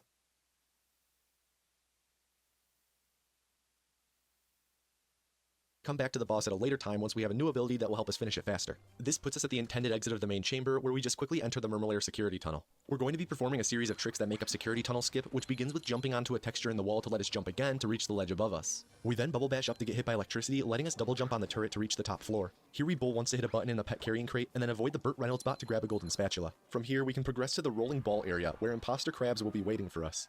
Getting ahead of what's on screen for a bit, Shift will speak to Krabs quickly to get the warp for later on, and then hit the third of 4 buttons for an upcoming spatula. After that, Shift is then going to go get a hidden sock in the area, and while he does that, it's worth mentioning that most of the levels in this game have a total of 8 golden spatulas, although you may have already noticed that. The only ones that don't are the Poseidome and Industrial Park, which both are boss fight levels and only have 1 spatula, as well as the Chump Bucket Lab, which is the final level and has 2 spatulas. The number of socks in each level, though, varies greatly. Anyways, once we're done here, we make our way back to the main chamber, where we'll grab a spatula that's just sitting there, ripe for the picking. After the celebration, we'll turn around and hit the 4th and final button to shut down the security system, for which the Murmelair computer will reward us with a spatula. This gives us 6 of the 8 spatulas in the Murmelair, but we'll be back later for the other 2 once we have an ability which lets us get them quickly. For now, we're going to return to Bikini Bottom and speak with Patrick to exchange another 10 socks for a golden spatula. After we've made the black market trade, we'll then enter Patrick's Rock. Here we perform some more casual destruction of private property to get another sock before then dipping out of this musty cave that probably smells like a teenager's room. The odor isn't much of a surprise though. I mean, we've all seen how these socks pretty much stand up straight on their own. Our next immediate goal is to clear out the Krusty Krab, which will give us the 8th I and really final made golden Patrick spatula out to in be the a little Bikini Bottom perv. hub area that's obtainable via objectives. Now, there's a lot going on during this fight, including manipulating enemy AI to make them miss their missile throws, Tiki Heads getting pushed up to the upper level before blowing up, and triggering Tiki Heads by bowling on narrow platforms. Pretty much, this is the SpongeBob equivalent of the nightclub scene in John Wick. Also, what I meant a moment ago when I said this is the final spatula in the Bikini Bottom hub, I meant that it's the final spatula in this area that we collect rather than buy from Imposter Krabs or Patrick, since if we counted those, there would be way more than 8 to collect in this area. Once every robot has been cleared out, Shift causes a bit more destruction inside on his way to collect another sock, and follows that up by warping outside to grab the final Bikini Bottom hub world spatula. From here, we're going to activate the toll gate, which will bring us to Industrial Park, the location of the next big boss fight, Robo Patrick. Because of how we sequence broke the hub, we actually enter the toll gate from behind, which I highly advise you don't try to do in real life on the highway. Yikes! Looks like SpongeBob's in for a rough ride. This fight is much more of an underground street fight than the big-budget, kayfabe-filled affair that was the Poseidome fight against Robo Sandy. Like the Robo Sandy fight, though, this fight has 3 phases to it. During the first phase, we play as SpongeBob, and it's incredibly straightforward. We have to deal damage to the robot 3 times by using the Bubble Bowl ability to hit its rump after it performs a spin attack. Pretty much phase 1 is just Shift killing time, waiting for the Oogie Boogie lookalike to begin the spin attack. Once the attack starts, though, we just count to 10 because the attack lasts exactly 10 seconds, and then we wind up a bubble to hit its rear when it stops. Once we do that 3 times, we'll move on to phase 2, where we play as the Nut Lover. Oh, and by the way, the green goo in the perimeter of this area doesn't deal any damage to us, it only boosts us back to where we were standing when we jumped in. So that's why Shift can just jump on it repeatedly to practice his frame-perfect jumps in the meantime. So if you look above us right now, you see those flying Texas doorknobs above the stage that we swung on earlier in Sandy's dream? They're technically called swing hooks, but most people just refer to them as Texas swingers. When we play as Sandy, we're going to utilize them in a new piece of tech called swing stalling. Whenever we lasso the Texas swingers here, it causes boxes to fall into the center of the arena by the robot. This comes in handy because Robo Patrick will eventually spawn goo in the center of the arena, so we can't walk on the ground there, but we can jump on the boxes since they float. By continually lassoing the Texas swingers, it will continually spawn boxes in the arena, making it safer for us later, and it will also keep us off of the ground and safe from the robot's attacks. We're going to be performing this a lot throughout this phase. When Robo Patrick performs its spin attack again, we have a window to kick its back to deal damage. Once we do that, then the robot will begin to perform a vomit attack, which normally lasts a few seconds. If we instead take damage from it immediately, then Oogie Boogie will stop attacking almost immediately and move on to its next series of actions. This is called Vomit Skip, and the next instance of it is coming up in a second. After we damage the robot I know that for a there's third one more time, it's going robot to fight. raise I the guess goo No level Feeling even a Final further will be and bring doing us that. to phase 3 where we play as the sponge again. While phase 2 finishes playing out though, I'd just like to say thank you to those of you who continue to support the channel and never I hope mind, you're it's all here. doing well and staying healthy during these crazy times. If you're having a hard time, just remember that no feeling is final. No matter how overwhelmed you may feel, you'll still be here tomorrow and you can get through this. Back to the fight, right at the start of Phase 3, Robo Patrick will go for another vomit, so Shift will vomit skip again by practically shoving the sponge down its throat. Phase 3 is pretty much one big manipulation of the robot's AI. The robot has a pattern of blowing frost breath that we have to jump over, licking its ice cream and spitting goo at us, and then doing its 10-second long spin attack. The location where the robot ends up at when it finishes the spin attack depends on where you are when it begins the attack. By standing in a back corner when the robot starts to spin, then the robot will finish spinning and be open to our attack from either the main platform in the level that we spawn on, or a conveyor belt on the far side from the corner we originally stood in when it started spinning. After Shift stands in a corner during the spin startup, he begins running to the general location of where the robot will end up. As the robot's attack winds down, Shift is able to gauge where in the possible area it'll be attackable from, and will bravely bowl a bubble at the bot's back. This whole AI manipulation process is done a total of 3 times to end Phase 3 and the fight as a whole. Once we deliver the third and final hit, the fight will come to an end and we'll be given the golden spatula for the fight, even though we don't get to see the spatula. The big thing that we get from this fight though isn't the golden spatula. It's a new ability called Cruise Bubble, where we launch a bubble torpedo that we can steer around and blow up. The reason why this is big is because it lets us perform what's probably the most important speed tech of the entire run, cruise boosting.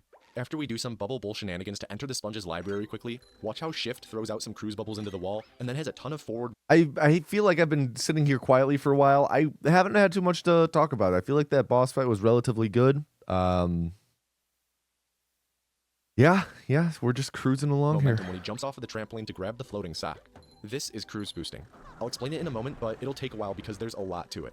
In the meantime, we're going to be returning to Sand Mountain to obtain the remaining spatulas and socks there, which will contain a lot of insane movement thanks to cruise boosting. Now, I think that, in this case, into the wall. We have a big piece of tech, and it's a lot to explain. We don't have the time right now. I think just pointing it out when it happens, and saying we'll get back to it later. I think that's fine. And then has a ton of forward momentum when he jumps off of the trampoline to grab the floating sock. This is cruise boosting. I'll explain it in a moment, but it'll take a while because there's a lot to it. In the meantime, we're going to be returning to Sand Mountain to obtain the remaining spatulas and socks there, which will contain a lot of insane movement thanks to cruise boosting. Now, what exactly is cruise boosting, other than a glitch that takes an already insane platforming speedrun and cranks it up to 11? I'm going to try and be succinct because there's a lot in Sand Mountain that needs explaining as well. First off, when you walk forward normally in this game, you have a movement speed of about 5 units. The Bubble Bowl ability also has a forward movement to it, as we've seen before in bowl boosting. That bowling movement speed is about the same as whatever your walking speed was when you used the ability, albeit fractions faster, but for now, we'll just ballpark it at peaking at around 5 units as well. On the first frame of using the Bubble Bowl ability, you have both your walking speed and your bowling speed, which stack and will top out at around 10 units. This only lasts 1 frame though. Pretty much your total move speed at any point is your walking speed plus your bowling speed, but the bowling speed is 0 unless you're using the ability. It would be really nice to have this equation pop in on screen while I'm doing it. This is actually, again, something I did in Dark Souls.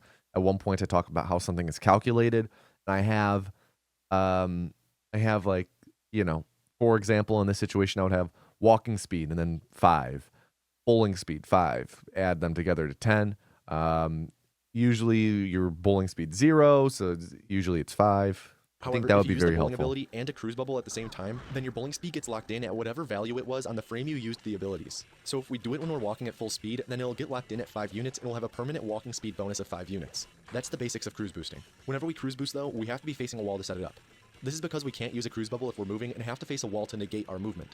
This may sound contradictory because we want to be moving to have our bowling speed be equal to our max walking speed, but we can actually move sideways while against the wall, and the cruise boost will convert our horizontal movement to cruise boost speed. There's really a lot to it, and Shift has an any % tutorial on his YouTube channel that has an entire section dedicated to explaining cruise boosting that you should check out if you're interested. Link is in the description. In short, what you need to know is that cruise boosting makes it so that we will always have a set value of speed added on in addition to our movement, meaning that if we walk at a speed of 5 units normally, that will increase to 5 plus whatever our cruise boost speed is. This also applies to when we're standing still and also using other abilities like Bubble Bounce. This means that platforming just got a lot more complex because we now have the ability to extend our jumps even farther with our increased speed and our abilities that now have forward momentum to them. Also, the Bubble Bash ability, the one where we jump up with the Viking helmet, now is pretty much a super jump and lets us reach places that we aren't supposed to be able to climb to. The effects of cruise boosting can be removed by either using the Bubble Bowl ability again, taking damage, touching goo, losing all our health, or switching characters. Losing the effects isn't necessarily a bad thing though, and we'll do it on purpose at times. Anyways, I think that's enough for explaining cruise boosting for now. Loaded. We've already seen Shift perform cruise boosting a lot. Generally, I'd say pretty good. Pretty good for how much info that was. I would have been nice to have some text on screen. Again, like they talked about earlier, though, it's I can only just shrug. Like I've talked ad nauseum about that. this explanation, but I'll put a countdown on screen the next time he's about to perform another normal one. I said normal one because right here, Shift is going to perform a variation on cruise boosting, which is referred to as a ledge cruise boost. This is performed by sliding off of a rock and performing a cruise boost on the same frame as initially falling off. This converts Shift's vertical momentum from falling into his cruise boosted speed, letting him tear up the tracks. This isn't the first variation on cruise boosting we've performed at Sand Mountain though. You may have noticed that the cruise boost we did in this level on the track where we were destroying the Sandmen was insanely fast compared to normal as well. That one was a cruise boost variation called a displacement cruise boost. Shift used the bubble bowl ability to ramp a bubble off of a rock and then position. Again, like I think the moments I'm choosing to explain things here are pretty good. I'm liking how I'm choosing my spots to not explain and then go back to add more context. I feel like at most maybe, guys, for that displacement cruise boost, that was the first time we really got to see cruise boosting in action, right? So it might have imparted the impression on the viewer that this is crazy fast. This is how fast cruise boosting always is. Might have given them that, that impression. So maybe I should have included a line saying this one's faster than normal for reasons I'll get into in a bit. Or maybe just a note. But generally, I think pretty solid here with when I'm choosing my battles for explaining. Himself where the bubble landed. By then cruise boosting on the exact frame the bubble hit him and displaced him to the side, the speed from the displacement was captured and transferred into cruise boost speed. This is how our Sandman rampage was both incredibly fast and visceral. Both displacement cruise boosting and ledge cruise boosting are incredibly hard tricks, and while possible in many places, they're typically overkill. Both variations are really tough tricks that require perfect timing, but the rewards are enormous. For cruise boosting in general, I just want to emphasize that part of the end result is that our base movement speed is no longer 0, so even if we aren't touching the analog stick at all, we're still going to move forward.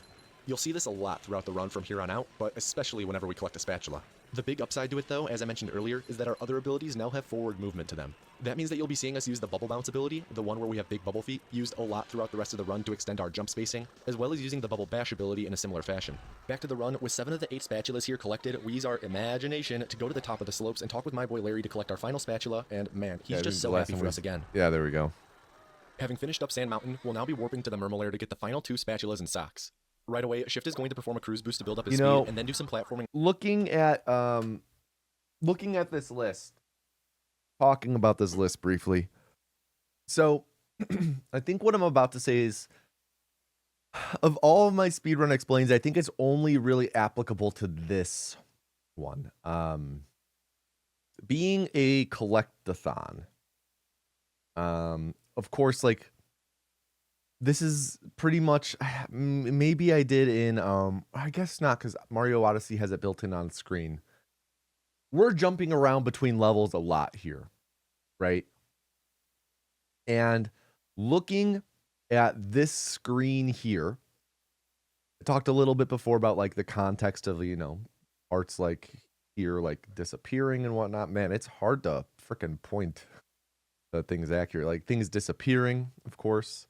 What's up, Duncan? Okay. Duncan's here to say hello. We're jumping around a lot right now. So some of these levels we've already completed a lot of. And I can't tell exactly how far we are in each one. Murmelair, we've done a fair bit in. Goo Lagoon, we've done a fair bit in. Down Bikini Bottom, Jellyfish Fields, we've done a little bit in. I think it might have been nice to include, and this is a tough tightrope to walk. Would have been nice to include like maybe the progress in each one on here. Like maybe like just a quick like 6 out of 8 then spatula symbol. Like 5 out of 10 sock symbol. Something like that. I think it's tough because this is already taking up a lot of the screen. Granted, it's mostly coming up when we're on loading screens. But I do think it would have been really nice to have that extra context. It would have been really nice. I'm not sure how I would apply that to future videos. because of the fact it would necessitate a game like this or like Mario Odyssey where we are collecting things in every level, and that's part of the run, something that would be important to track. But also it would have to be a level where we're jumping around a lot between levels and we're not just doing them all sequentially. To get the final 2 spatulas and socks. Right away, Shift is going to perform a cruise boost to build up his speed, and then do some platforming off of a stalagmite to make a jump to a tunnel where we'll collect a sock. I mean, I guess I kind of solved it with the returning to and then where we picked off, like where we left off. It's fine. It just would have been really nice to have that more pervasively. Perform a cruise boost to build up his speed, and then do some platforming off of a stalagmite to make a jump to a tunnel where we'll collect a sock. Immediately after collecting the sock, Shift is going to warp to another location in the Murmelair and perform another cruise boost. There are both fast and slow cruise boosts, and we want a fast one here, but Shift got a slow one, which is why he threw out a bubble bowl since it cancels cruise boosting, allowing him to then perform it again to get the fast version. We then use a box to go across the stage and do a bubble bash to jump up and grab another sock. We're now going to take care of the Murmelair boss that we left hanging a long time ago by use of a tech called L-clipping. By pressing the left trigger while cruise boosting, we initiate frames with no collision during the cruise bubble animation, which makes it so we can clip through walls in tight spaces. Here we jumped above the boss arena and activated the fight's final cutscene via a developer debug trigger left in the out-of-bounds area. That's the great. final spatula in the Murmelair involves a tech called L-bowling, where Shift will wedge himself between the glass case the spatula is in and a nearby pillar and perform the cruise boost inputs, and the Sponge's model doesn't have enough space to perform the cruise bubble animation, so instead does the bubble bowl animation. This still gives us frames with no collision from the cruise bubble animation and lets us clip through the glass case. This skip alone saves almost 2 minutes compared to collecting the spatula as intended, and is one of the most technically complex skips in the entire run due to requiring 2 inputs on the same exact frame, but not just any frame, but the exact frame that Shift got pushed out of the tight space between the case and the pillar, and it also required precise analog stick angles. Oh, and by the way, this game runs at 60 frames per second. Anyways, here at Goo Lagoon, the first of the 2 spatulas we need to get here is obtained by making sure that Mrs. Puff doesn't get hit with any child endangerment charges by saving the 5 children who are floating away with balloons. It makes sense that we would wait until after we can cruise boost to rescue the kids, since it requires us to cover a large amount of ground, so it's better that we do it when we're faster. When we warp back to where we started at Earlier I talked about how, it would be nice to have some context as to why we're hopping around. I'm giving it at times, We're coming back now because we have cruise boosting for this reason. We did that as well with when we were coming back to, I think the I forget what it's called, the skiing one, whatever that one was called. I think I did it there too. But it just would have been nice to have that while we were leaving and just have it a bit more throughout in the first half of this video. We'll immediately cruise boost and bubble bash to grab the final sock, but then make our way to a nearby gate. Similar to the Murmelair boss fight, we're going to clip out of bounds using L-clipping, but this time it'll be done in combination with a trick where we jump and cruise bubble on the same frame, which is what lets us pop out of bounds after L-clipping here. This jump and cruise bubble tech is called L-jumping. Normally the spatula requires us to play as Patrick, where we'll spend some shiny objects to spawn trampolines for us to jump on to reach the spatula, but this is much faster. With the spatula collected, the sponge performs a Red Bull leap, blowing kisses to his fans along the way, after which we'll warp to Jellyfish Fields, closing the book on Goo Lagoon. We've only been to Jellyfish Fields once so far this run at the very beginning to grab 1 sock and 1 spatula, so we have a lot of ground to cover here and we're going to be here a while. After performing some cruise boosts, Shift performs some difficult bubble bashes to climb up some rocks and on top of a huge stone jellyfish to collect a sock. We then use some weird tree trampoline things to get across the level quickly to grab another sock, and let me just say that these trampolines do not do any wonders for my acrophobia. We aren't going to let this sock stop us because we're on a sock spree and we'll immediately just jumping in to say I do not actually have acrophobia. That was a joke. And use the trampolines again to grab another nearby. I do have a phobia, but I am not telling people what it is because then bad actors will try and incite it. Sock that's floating above a bowling minigame. For the final sock in this spree, we make a super tightly spaced jump to reach an island, being sure to not hit any checkpoints along the way on the islands we took to get here. That's because we immediately hop into the goo to spawn back on the mainland. After getting our cruise boost back up and running, Shift will make his way on over to a Duplicatotron where he'll jump towards the corner and spin. This both destroys the Duplicatotron and opens the gate simultaneously. We then activate the toll gate and glide into the spatula thanks to cruise boosting, letting us collect the spatula and skip the celebration animation by entering the next area. We then absolutely blast Murder Man in the face to start a cruise boost and begin a short tongue sliding section. I really am still not sure what else to call it. Anyways, whenever we tongue slide and are cruise boosted, we try to be in the air as much as possible because the cruise boost doesn't affect our speed when we're sliding. This is simply because sliding on a surface supersedes the cruise boost effect, so we just jump a ton to be off of the surface and have our cruise boost speed add on to our movement speed. Now off the slide, we platform around an invisible cutscene trigger and reunite with Dirty Dan real quick to transfer our consciousnesses and claim another golden spatula. This is intended to be the first area you play as Dirty Dan in, but we kinda did things out of order. Just by a little bit though. Our time as the star will be short-lived because after booty bumping a switch and dismissing some tutorial pop-ups, we'll immediately switch back to the sponge and get back our fast movement speed with cruise boosting.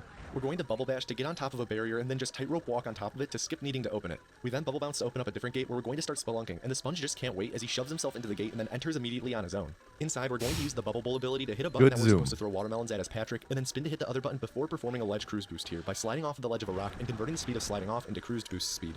Remember, we did a ledge cruise boost earlier in Sand Mountain. As we See, absolutely that's a time where, like, the other times where I've done that overlaid footage for flashbacks, it has not been. It's been during times where there's, like, you know, downtime in the run, and it's not really obstructing anything of note. We're kind of, you know, we're cooking here. It would have been nice to see this. This is cool movement. Earlier in Sand Mountain. As we absolutely careen through the cave, we're going to grab one sock that's up on a ledge that requires us to turn around for a moment. This leads into a brief tongue sliding section where we're going to jump a lot to utilize our cruise boost speed, and once we make it to the end of the tongue sliding section, we'll bubble bounce straight into the goo to collect a sock and spawn back at a checkpoint we hit moments before. After we spawn and gain control again, we'll get our cruise boost going, and Shift will make some precise jumps onto and off of some stalagmite to grab a golden spatula. This jump to the spatula skips having to hit a button to lower the gate to let us jump to it. Once we collect the spatula, we treat the camera like we're Walking Phoenix signing off of a late night talk show. When we make it back to the main platform and exit outside, Shift is going to blast imposter crabs in the face to build up our speed again, and then make his way to perform a skip called Drain the Lake Clip, which utilizes a piece of tech called lag clipping. A property of cruise boosting is that landing after falling from a height doesn't reset your vertical velocity to 0, and it instead stays a downward value. After bubble bashing off of the fountain and landing, we then have a downward velocity while on the ground, and by Photosensitivity warning. angling the camera in a specific way to load in enough objects on screen, and rhythmically mashing the left trigger start button and select button, we clip into the ground and go under the map. After quickly maneuvering around some invisible barriers to grab a spatula, we then warp around the map a bit, having only 5 socks and 3 spatulas Probably left to should collect. have given a photosensitivity warning there. Resetting your vertical velocity because it'll come in handy again soon. We warped to a spatula where we're Patrick, but that's just because the location is ideal, and we swapped straight back to SpongeBob. Once we're moving fast You know again, what, let me Shift edit. performs a Let me insert this in real quick. Photosensitivity warning.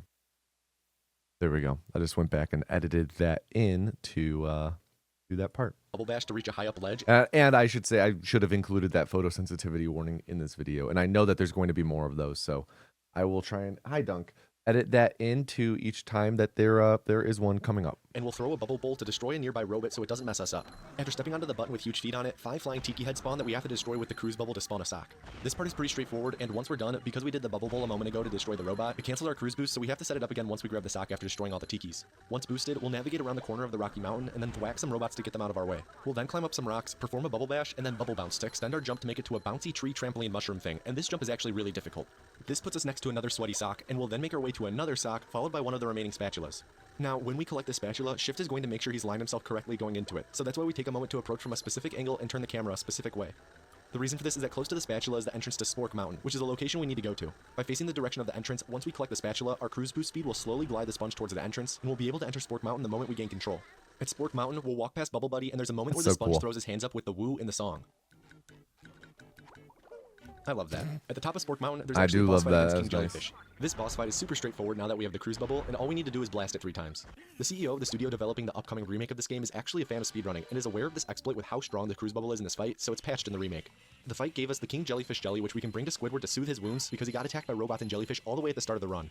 We took a shortcut here by hopping off of the tongue track and landing on the track as it passes underneath us to get a sock, but for the most part this tongue section is pretty simple. At the end of the track, Shift makes a leap to a pillar directly in front of us to collect the 7th spatula in Jellyfish Fields, leaving just 1 more spatula and 1 more sock. To get the spatula, all we have to do is warp back to the squid guy and give him King Jellyfish's jelly, and he'll spork up the spatula, but not before we add injury to injury by cruise boosting in his face.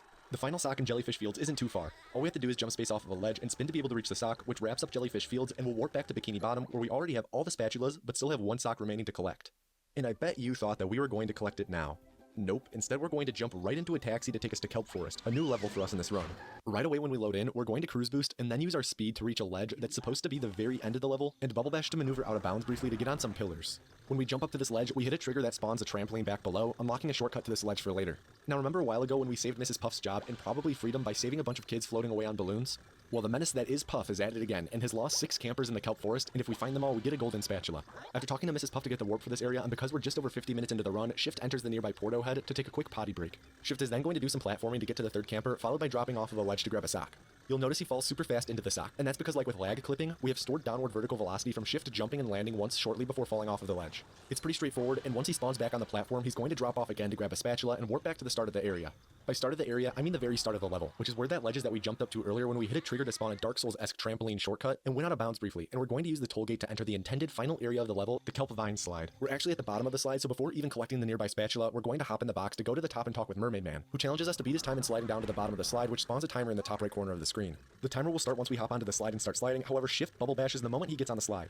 This starts the timer but still lets Shift get off the slide and take the box back to the bottom, which counts as actually taking the slide down and beating Mermaid Man's time. Here we collected the spatula that was sitting there earlier and hit the trigger for completing the race before hopping back in the box to claim our prize for absolutely bodying the octogenarian in his paltry race. Shift angled the sponge to glide off the ledge as he celebrated, so we drop onto the slide for a huge shortcut while we collect a sock that's still on the slide.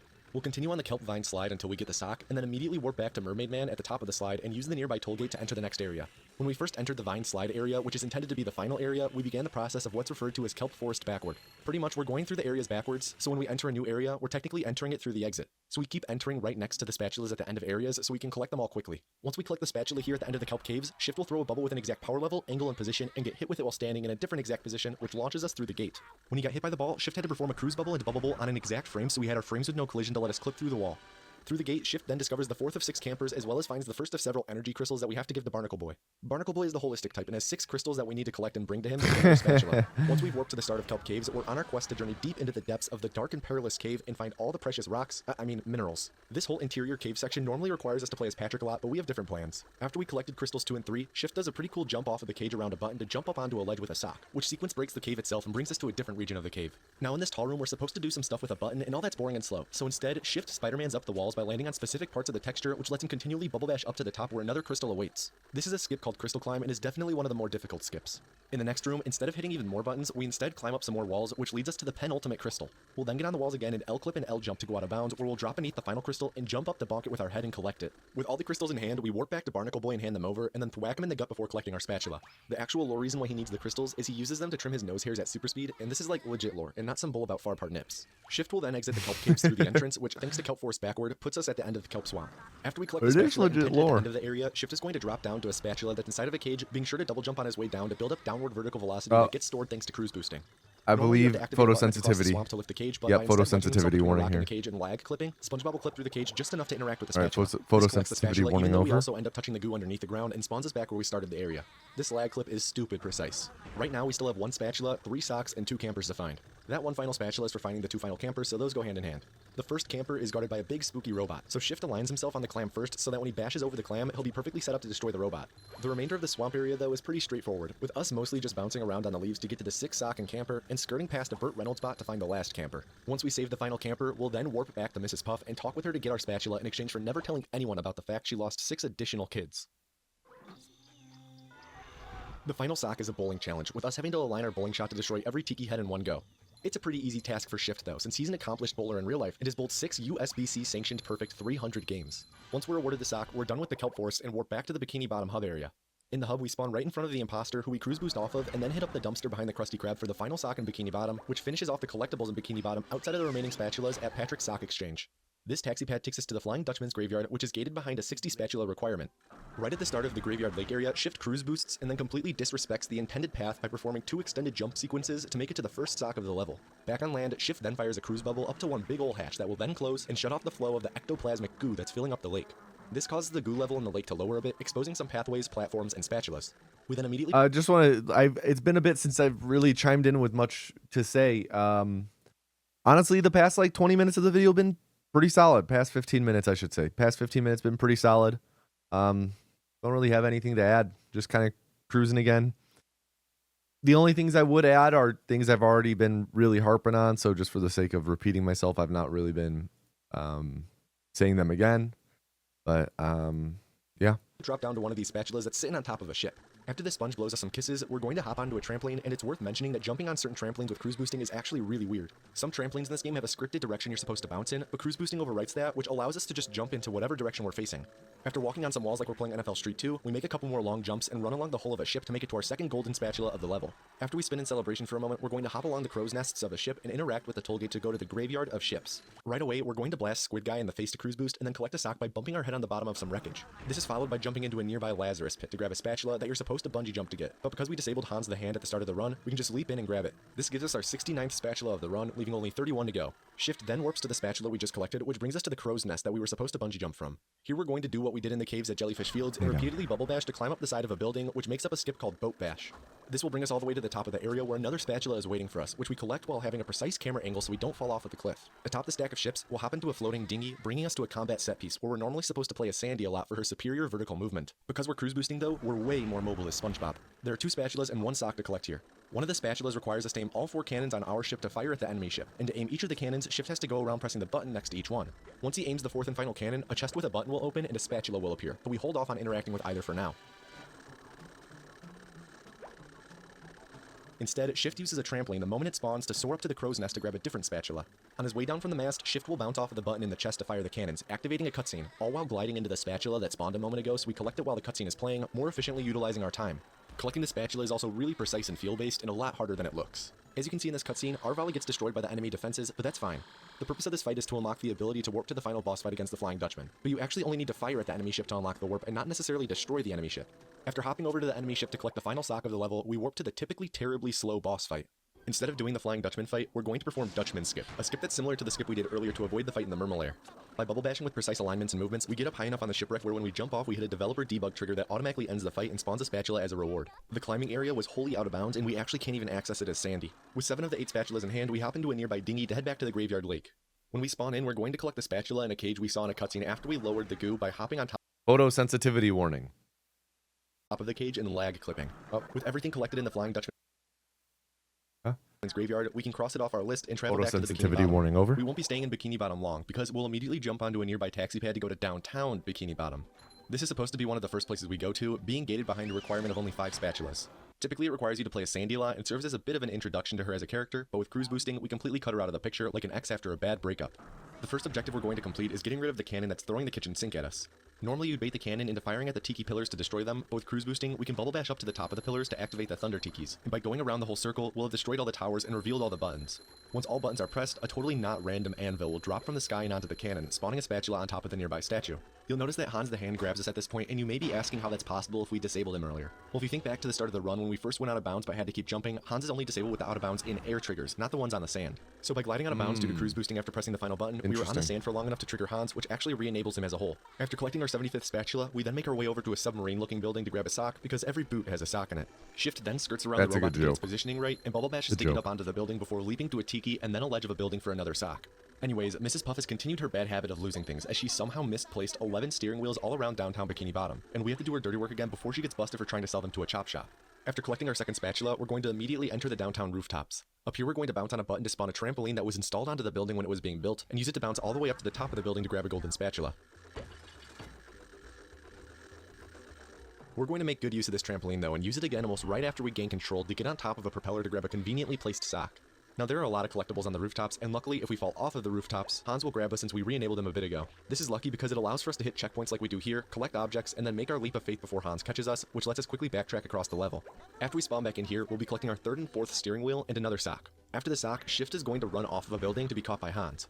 When spawning back in, Shift will then manually bull on the first frame of respawning. When you spawn in this game, you spawn at the start of the level, and then in one frame you get moved to your most recent checkpoint location. During this one frame, we have a ton of velocity, so by using Bubble Bowl on this frame, this velocity gets transferred to our bowling shot, and we go shooting across the map. It's at our destination that we set up our cruise boost again and grab another sock, and then hop to a nearby building to grab a spatula. When we grab the spatula, Shift tries his hardest to keep us from falling by zooming and angling the camera precisely so we don't lose both our cruise boost and our positioning. We then hop to the neighboring building to enter a lighthouse. Rather than feuding with Willem Dafoe, instead we're going to collect a sock and then destroy a series of duplicatotrons. Each time after we destroy one, the floor beneath us will break, dropping us to the next floor. Shift has done this segment once or twice in the past, so he knows exactly where the next duplicatotron is on the floor below him. On the bottom floor, we collect a steering wheel through some electric beams by just standing close enough to the electric beams that the wheel gets sucked into us thanks to our magnetically charming good looks. Across the room, some small robots push us into the electric beams while we cruise bubble, which gives us frames with no collision for long enough for the robots to actually push us through the electric beams to collect the spatula. This is our 5th of 8 spatulas in the level, and we also have 5 of 11 steering wheels and 6 of the 9 socks collected. After warping to outside, Shift is going to blast his teach in the face to get the cruise boost back up and running, and then collect 2 nearby steering wheels real quick before leaping over a fence. This brings us to the steaming hot sauce area, where we're just going to collect a handful of additional steering wheels and a couple of socks. And there really isn't too much more to this spot outside of the fact that by jumping over the fences, we're skipping tutorials for using SpongeBob and Sandy. Just some casual hopping around to grab the objects in what's really supposed to be an area that's supposed to get you used to SpongeBob mechanics and timer challenges in the game. Once we've collected all we need to here, Shift is going to open up I do really like how I'm I'm giving the context as to what you're normally supposed to be doing in this section, because it's so broken with cruise boosting. What you're really like it's nice to talk about the intended purpose for an area when we are not doing it.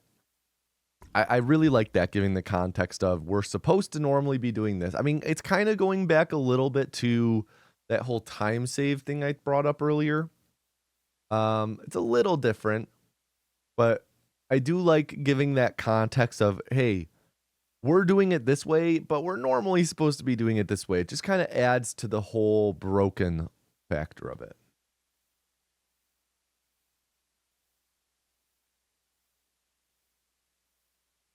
A gate to travel to the Sea Needle. I know it's only for 1/10 of a second, but just listen to how off Imposter Crab sounds when we load in, and it really is a shame because up top on the Sea Needle, we're actually going to be doing a favor for the imposter. Imposter, that's good. According to the imposter, someone's broken the Sea Needle. And that's a good bit. That's a good bit. It's like really hyping this up, and it's a quarter second. Destroy all the tiki heads outside the windows by bungee jumping, the imposter will give us a spatula. In total, there are 3 windows that we need to bungee jump out of to dive down and destroy the tikis. And the act of bungee jumping here and destroying this series of tikis is called Cruise Boost Needle, CB Needle for short. While doing this all, we're on a cycle of the tiki heads moving, so trying to not mess up anywhere along the way is added pressure, otherwise we get thrown off of the cycle. This also means that our cruise boost needs to be hit first try, otherwise all the timing gets messed up. Similar to scripted trampolines, getting off of bungee hooks has a scripted direction and movement to it that cruise boosting overwrites. This means that if we're still facing away from the needle when we get off a hook, we're going to continue moving that way instead of automatically getting brought back inside. Because of this, we have to turn inward before getting off of the bungee, otherwise we'll fall and can lose over a minute.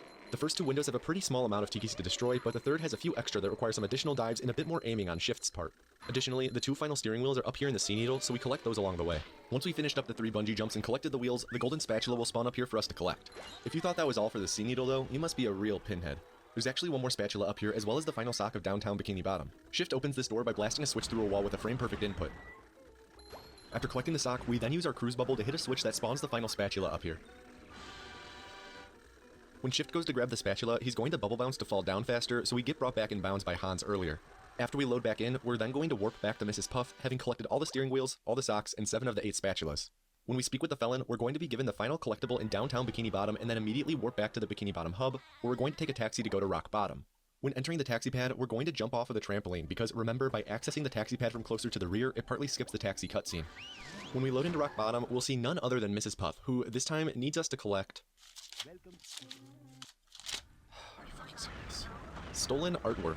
The first of 6 pieces of art, That's we're going good. to fire a cruise That's bubble to hit a good. button across This the level this that starts running erased down. Mrs. Puff bit has been really good. Like her just always getting in trouble with the law. This is good. This is a really good delivery on that. I feel like I could have done this in a way where it didn't land quite as hard. This is good. Are you fucking serious? Stolen artwork. After we collect the first of 6 pieces of art, we're going to fire a cruise bubble to hit a button across the level that starts a race down a slide. You're supposed to hit this button when you're actually at the top of the slide, but an oversight in development left the button available to being hit by cruise bubbles if you're standing in earlier parts of the level. Hitting the button spawned the reward spatula and brought up a timer that won't start since we aren't actually hopping on the slide. On our way to the spatula, Shift talks with Bubble Buddy real quick to get a warp point for later, and also collects 2 of the 9 socks that are in Rock Bottom. Also, it's just dawned on me that the art they show in the bottom left corner whenever we collect a piece is a picture of SpongeBob and Patrick, which is a bit weird in universe that we have to collect 6 pieces of the same image that have been stolen from a nearby museum, and they're all of those 2. After we've collected the slide spatula, we warp back to Bubble Buddy and set up our cruise boost again before then hopping on top of a nearby rock and collecting our second piece of art. Shift will then hop onto a trampoline to leap on over to a nearby spatula, giving us 2 of the 8 in this level. This spatula is actually only supposed to be obtainable as Sandy, and look at the shadow of it as it spins. Pretty suggestive, huh? So a lot of this level actually takes place inside of the museum that the art has been stolen from, so Shift will make his way on over there now, collecting a sock along the way. There's actually a spatula on top of the museum next to the vent we're going to enter through, and Shift will press the button to enter the museum the exact frame he touches the spatula. This has us both enter the museum and collect the spatula without having to go through the animation of collecting it. This is called R canceling. Inside the museum, there's a wall of lasers that you normally have to disable, but by grabbing onto the ledge of the swinging tires, we can pass through the wall, taking a bit of damage along the way. Once we're through the laser wall, rather than recreating the scene from the Resident Evil movie, we can still move around and collect everything inside the museum. In total, there's 3 socks, 2 pieces of art, and 1 spatula. We only collect 2 of the socks initially though because the third is underneath the platform we spawned on when we entered, and we didn't collect it then for positioning and health reasons. I also want to just acknowledge real quick that we're in Rock Bottom, and I've yet to make an accent joke, but I think my current accent is bad enough that I won't torture you with the one from the show. Once we yoink the second piece of art, we'll have everything on this side of the laser wall, so Shift will warp back to the entrance and hop underneath the platform to grab the third sock in the museum.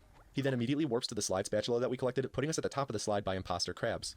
We aren't here long though, because we're immediately going to head on over to a toll gate to take us to the Trench of Advanced Darkness. This is actually the exit of the Trench of Advanced Darkness though, so that means that when we load in, we're going to be at the end of the area and immediately collect the spatula you get for conquering the trench. Shift then warps to the spatula we just collected, which puts us at the start of the trench.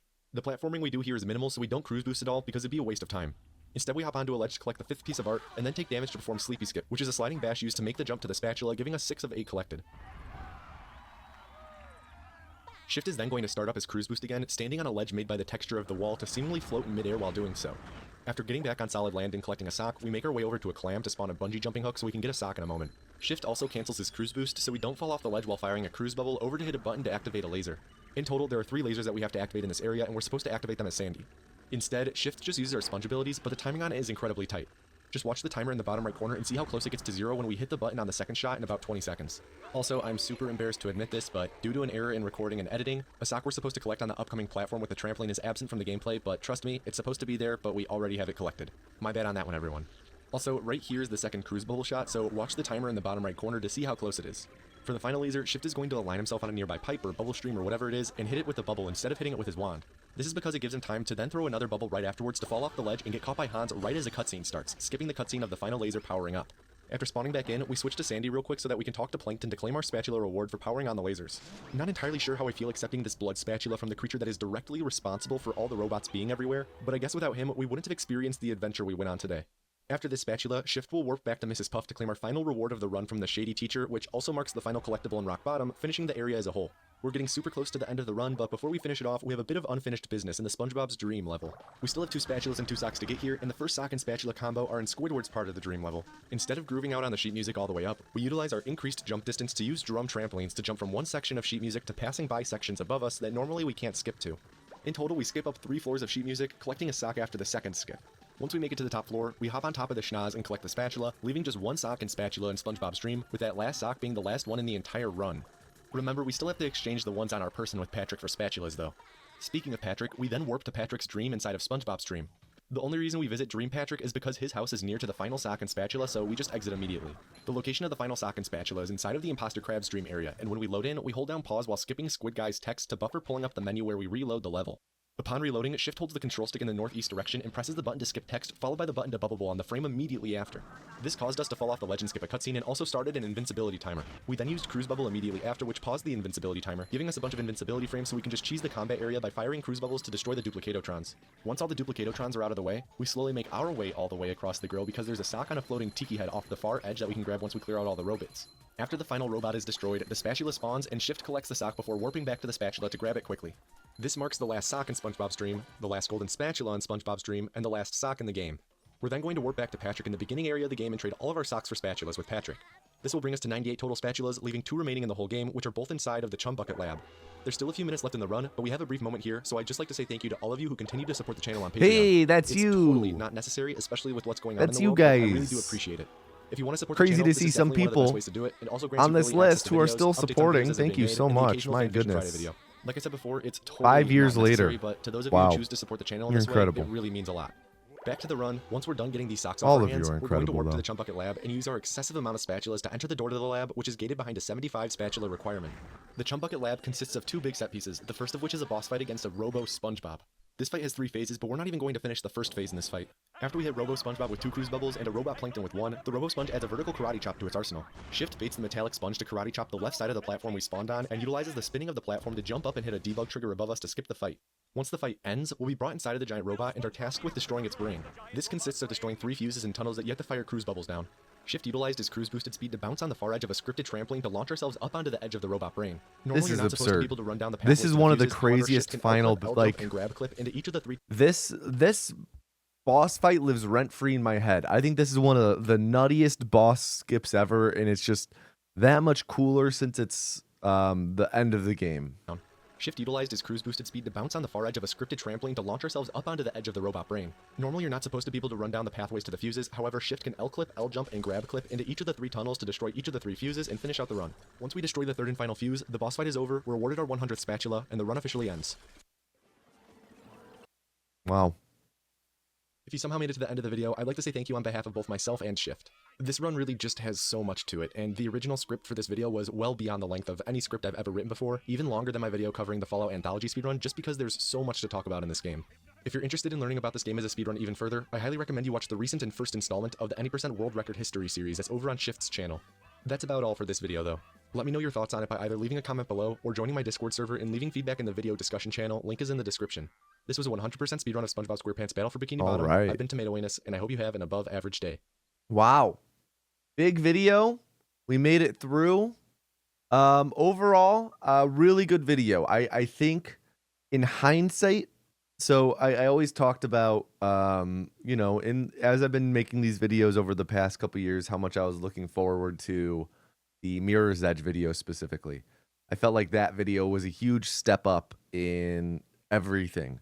Having watched this one, I'm really, really impressed by it. It was much better than I was. Not that I remembered it as not being good, of course. I always remembered being proud of this video, but much better than I anticipated. I think the thing that made it really solid is the just how well synced the commentary and gameplay are. Like really good, really good. I was very impressed. That's not to say, of course, there aren't things that I would change. Let me run through all the notes I took. Including the spatulas required to enter each level is a great detail. That was at the beginning of the game when I was showing all of the levels. I think that was a great detail. It was a good intro. The requirements for this run are different since it's a 100% run, so it was nice to spend some time on them in advance.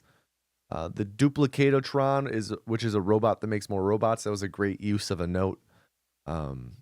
If I'm going to have countdowns to something happening, like Tree Dome Spatula Celebration Skip, it might not be necessary to have the new skip pop in, since the name will be on screen with the countdown. That's something I've felt at times that sometimes I feel like those new tech pop-ins and whatnot, sometimes I feel they're a little unnecessary with how much I use them. But I would rather use a little too many than not enough. I think that's where I land on it. But I really liked how it was done in this video. Most of the skips I did not do the pop-ins for every skip. It's hard to make a judgment call on where to make the skips, right? Or where to have those pop-ins. Like, do I only do it for really big ones that come up a lot? But does that downplay all the other ones? I don't know. But I think this was a good middle ground. I actually really liked that. The next one, sorry, it took me a second to find where I was at in my notes. I don't need the lines or part of the lines that say this is called X. Like I could just include the name organically in the explanation. That the tech pop-in kind of solves the this is called this part of the sentence. It makes it a bit redundant. I liked how I called the majority of the characters by different nicknames the whole time, and calling stuff like the oil spill of former BP work site. There's a lot of personality injected to this with, a lot of references. It was good. It was a good video for humor. Deleting the levels from the chapter list when completed, that was a bit interesting. I think crossing off / graying out is probably better since we retain the full context. But at the same time, it was nice to have things, the list gets less cluttered and visually more cleaned up as we progressed. I did like that. When I was explaining and listing multiple pieces of tech while something else was happening, really needed to have a list pop in as the tech was explained. That really would have made that a lot easier to follow. Right after that was when I had that thing pop in that was that chain of movement tech pop in where it was like this into this into this. I really liked that idea. That was a really cool idea of having the chain of movement tech pop in as it's performed. I think the execution was a little clunky. I think maybe in advance I should have said he's going to do this chain of movement and then have the whole thing pop in. but have it be monochrome, and then have color fill in as each one is completed.